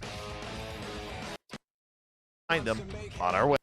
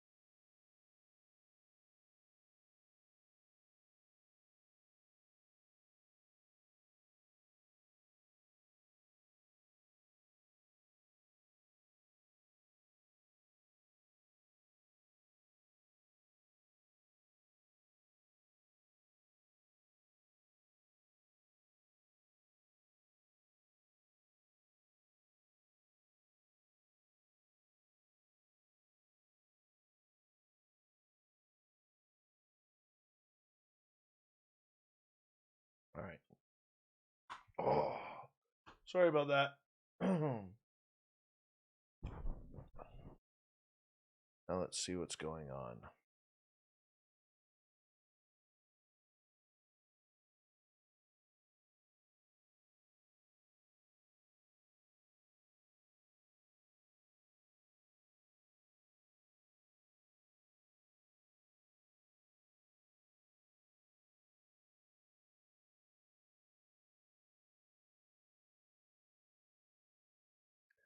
All right. So let's go to.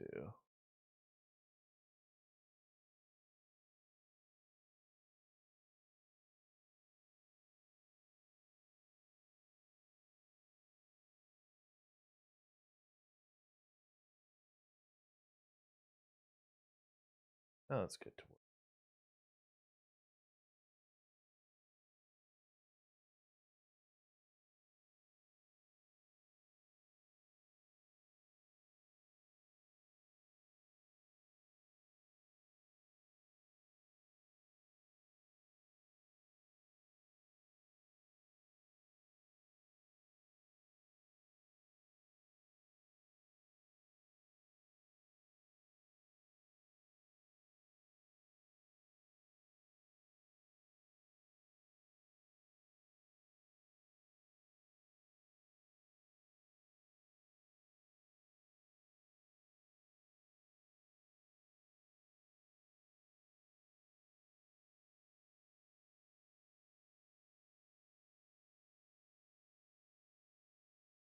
Hey, Off-World Adam.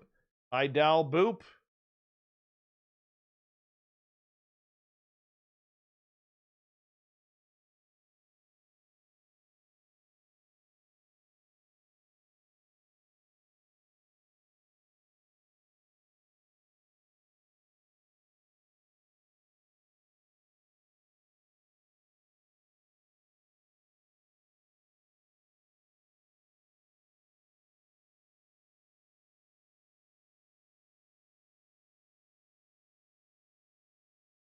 Oh, bro, is Dal Boop now?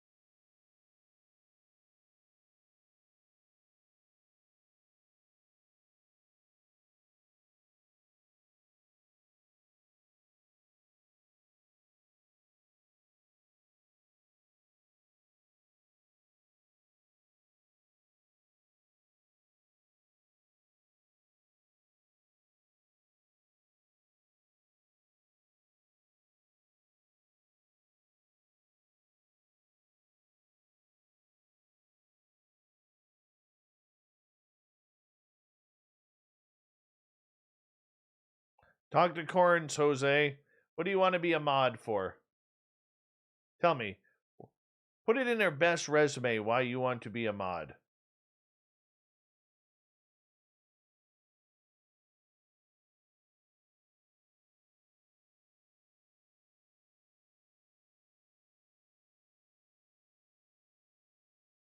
Good night, gorgeous Jenny.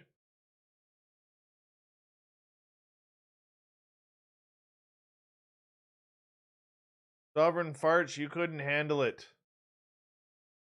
I'd have no listeners left.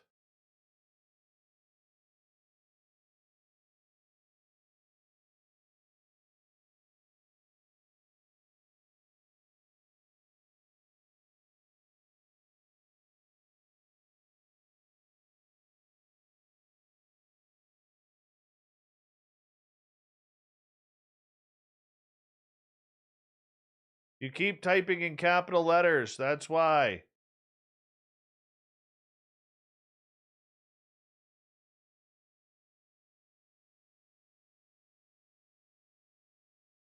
Why do you keep retracting your comments, Off-World Adam?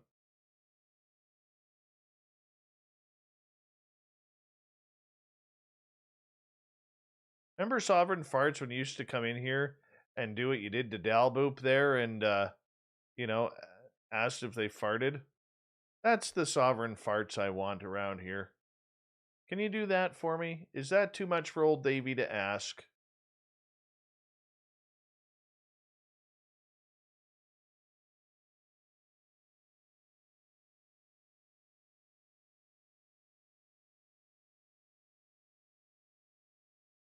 None of that Carrie Cassidy bullshit.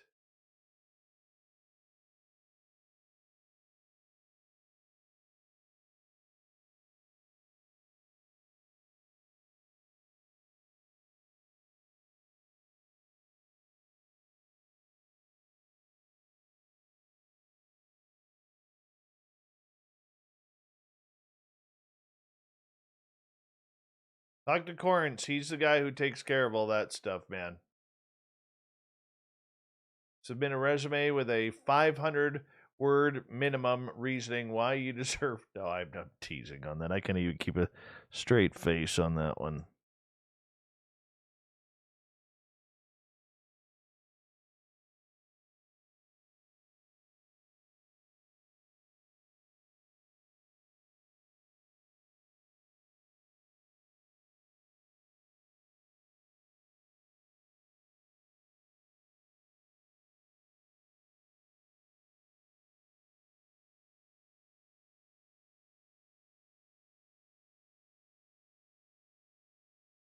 Hmm.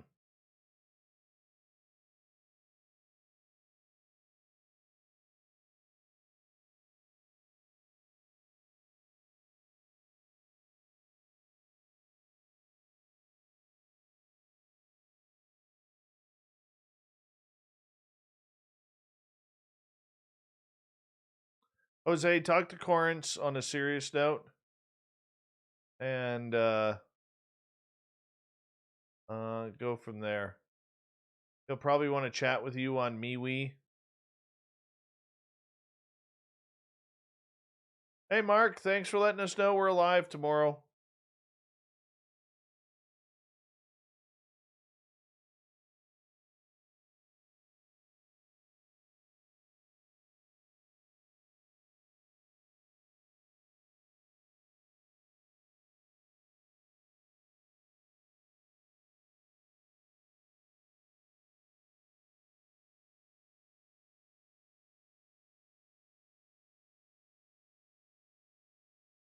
No, we're not gonna.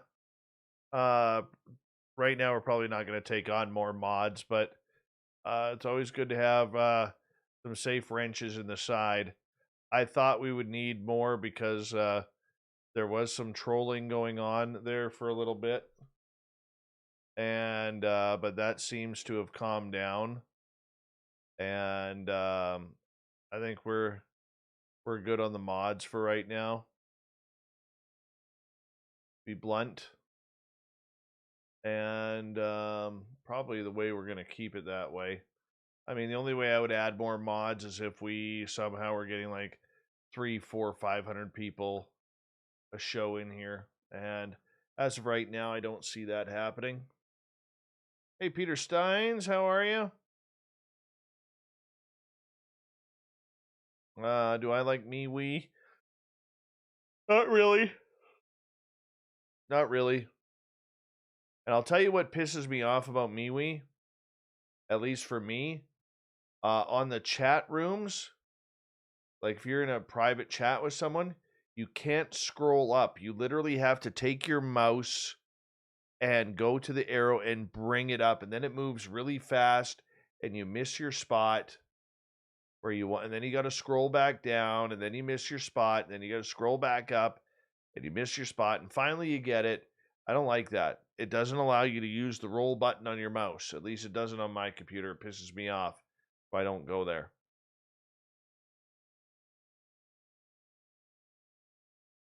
Speaking of which, I haven't been there in a week or so. What's going on over here?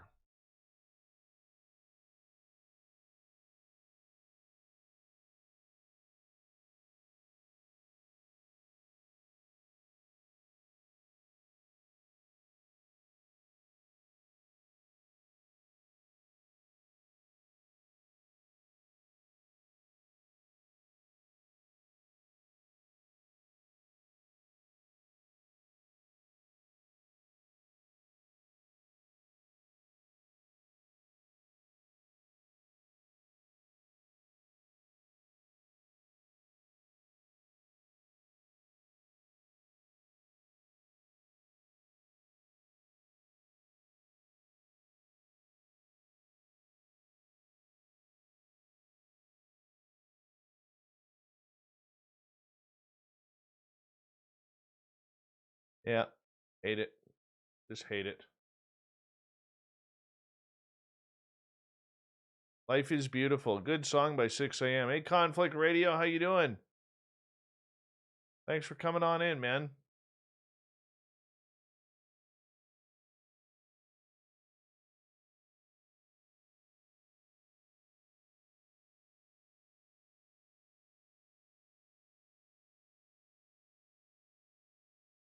Well, Off-World Adam, you're in a room where there's like 17 wrenches, and you're one of them.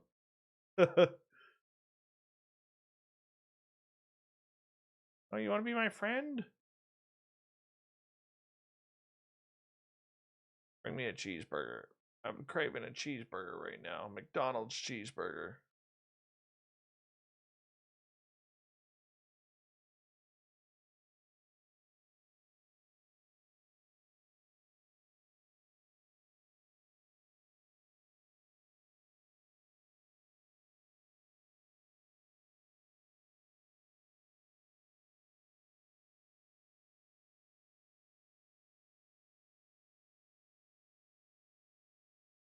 Oh, yeah, that was a lot of fun, man. We'll do that. Do that again. I actually had a private talk with her afterwards about some stuff. And right now I don't know if I could bring her on my show.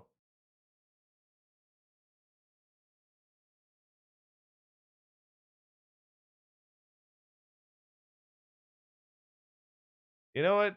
You know what I would like, Sovereign? Instead of more mods, I'd like you to stop typing in capital letters unless it's a question. Why do you do this to me? What did I do to you to deserve such capital letters to screw me up in my chat room?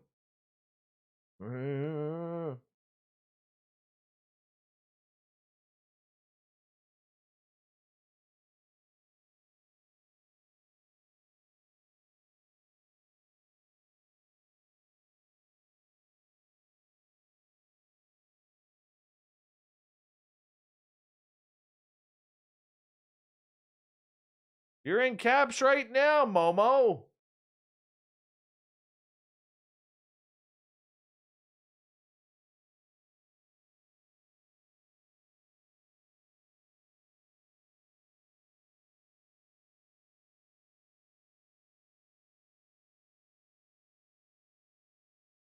Get off my lawn!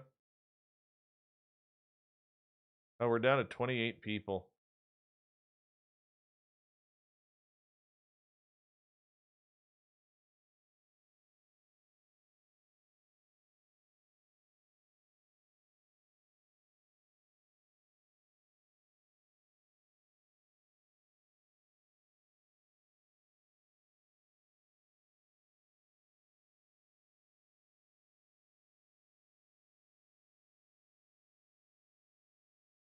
Oh, I can't do every Sunday, bro. My wife gets pissed with that stuff. Oh, my common law. I'm not married. I'm not married. I'm not married. Never again.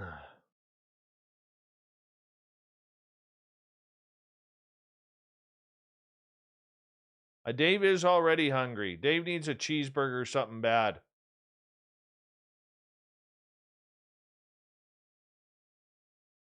Alan Young, good morning. Good morning to you.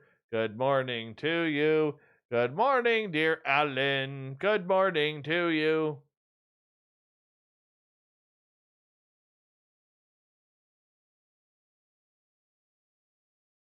All right, roll, man. All right, roll.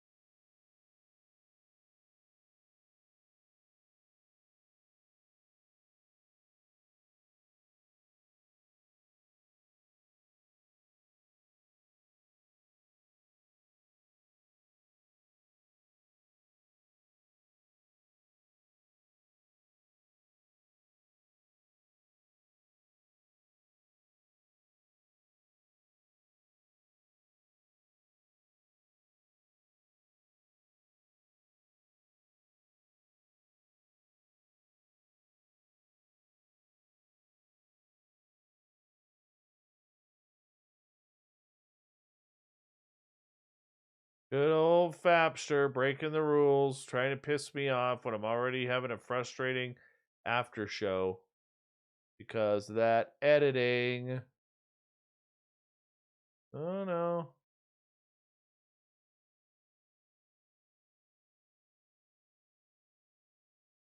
Mr. Rhombus Head.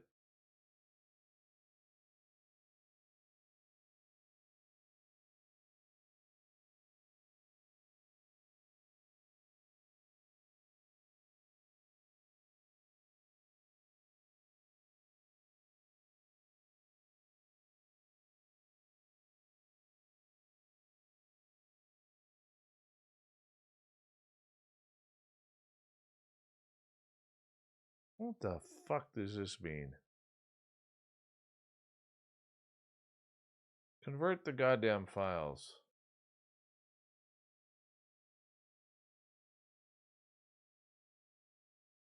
I'll remove all of them.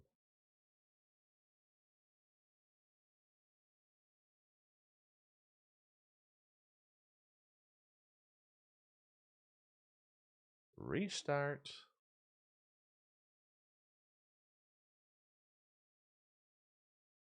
Why not?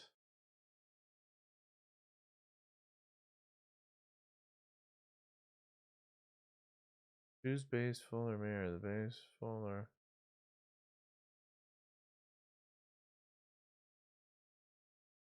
Fuck does that mean?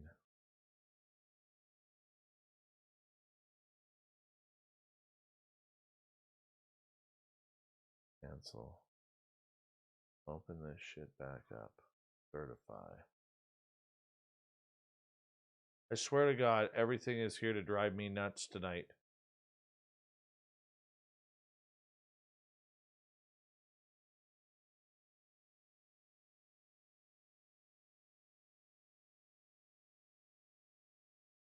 There we go.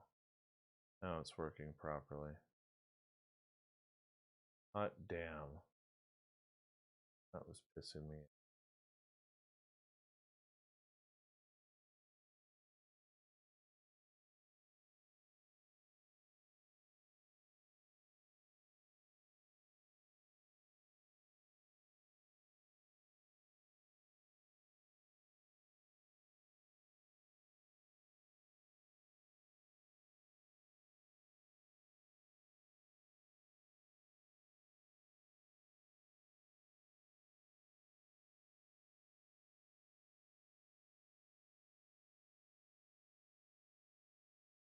Damn you, Alan Young, for sharing that news.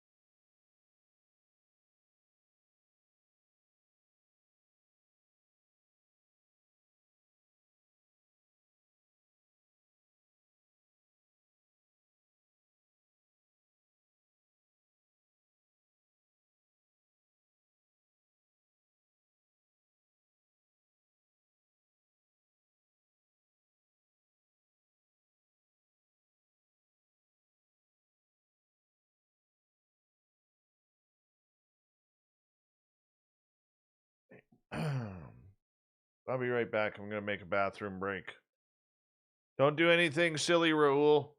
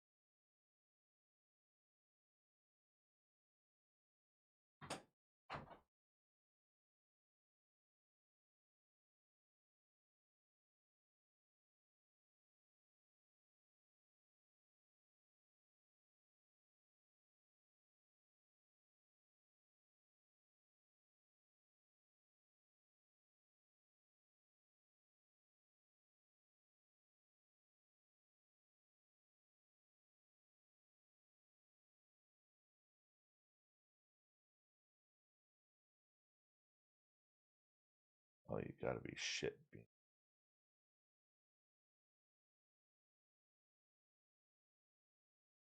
Seriously. All right. I must be like really overtired. Really overtired.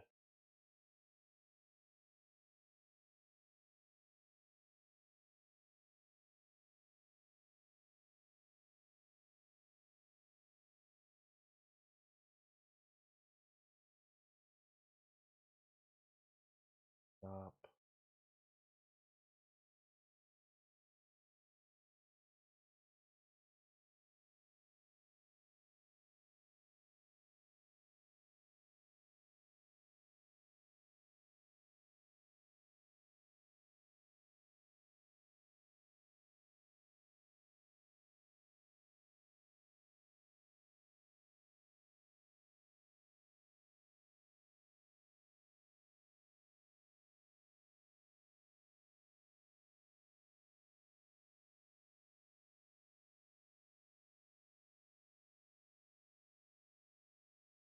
I'm really overtired.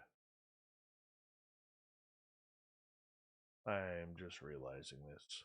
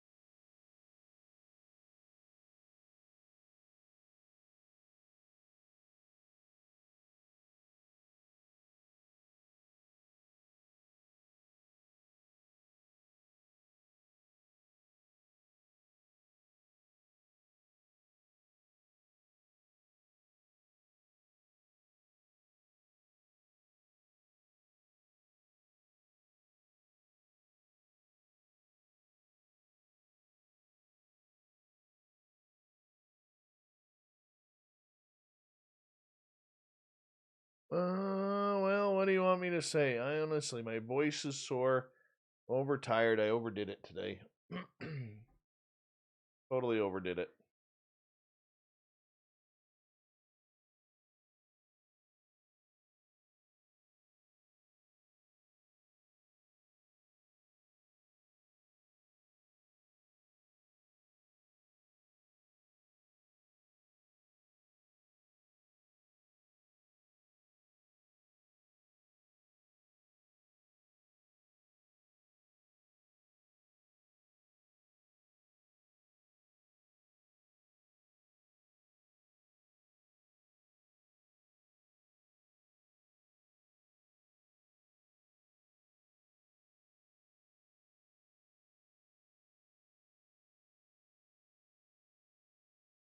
You gotta be shitting me right now.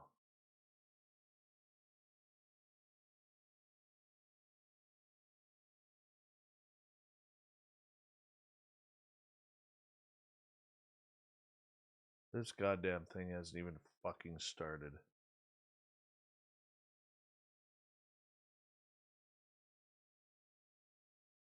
What is going on?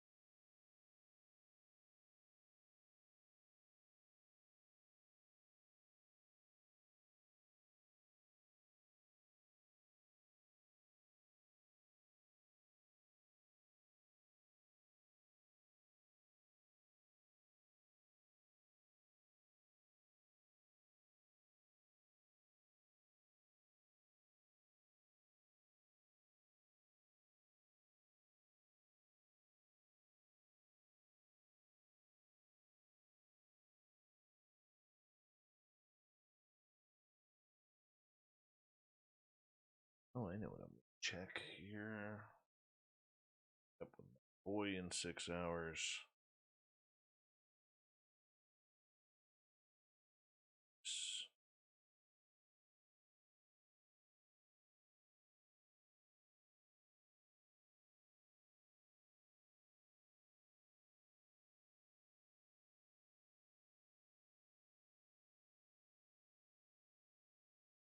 Babster with a crush on Geraldine. Look at you, bro. Look at you go. Moves like that will work every time.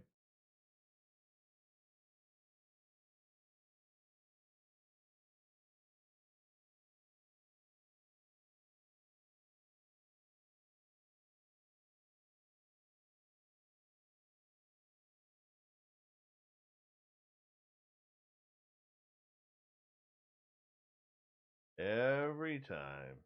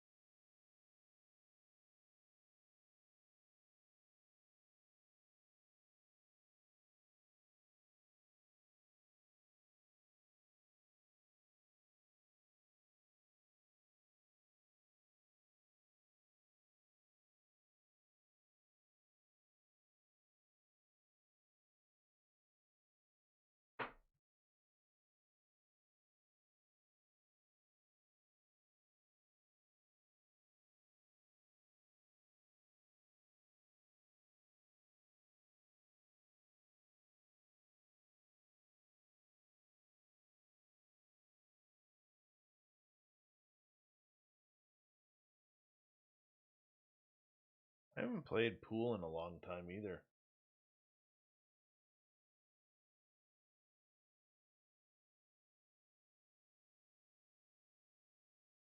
I'm gonna see something on Marketplace. I have room for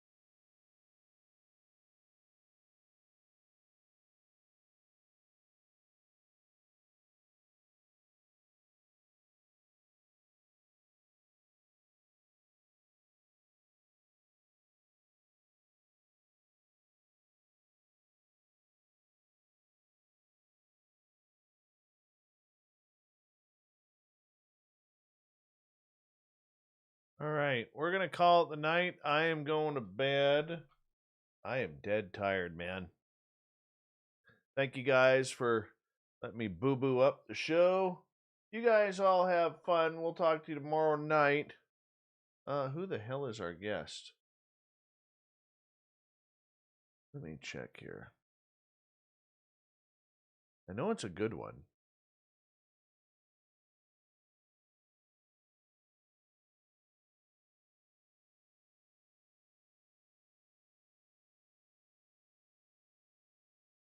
Tomorrow night on the show, Paul Hynek, the son of J. Allen Hynek, that will be joining us. So we will talk to you all tomorrow night. And have fun, stay safe. Thank you to Cat Chaser. Thank you to Brett Lewis. Thank you to everyone who is a veteran who listens to this show. We love you more than you know. And you guys take care. We'll see you tomorrow.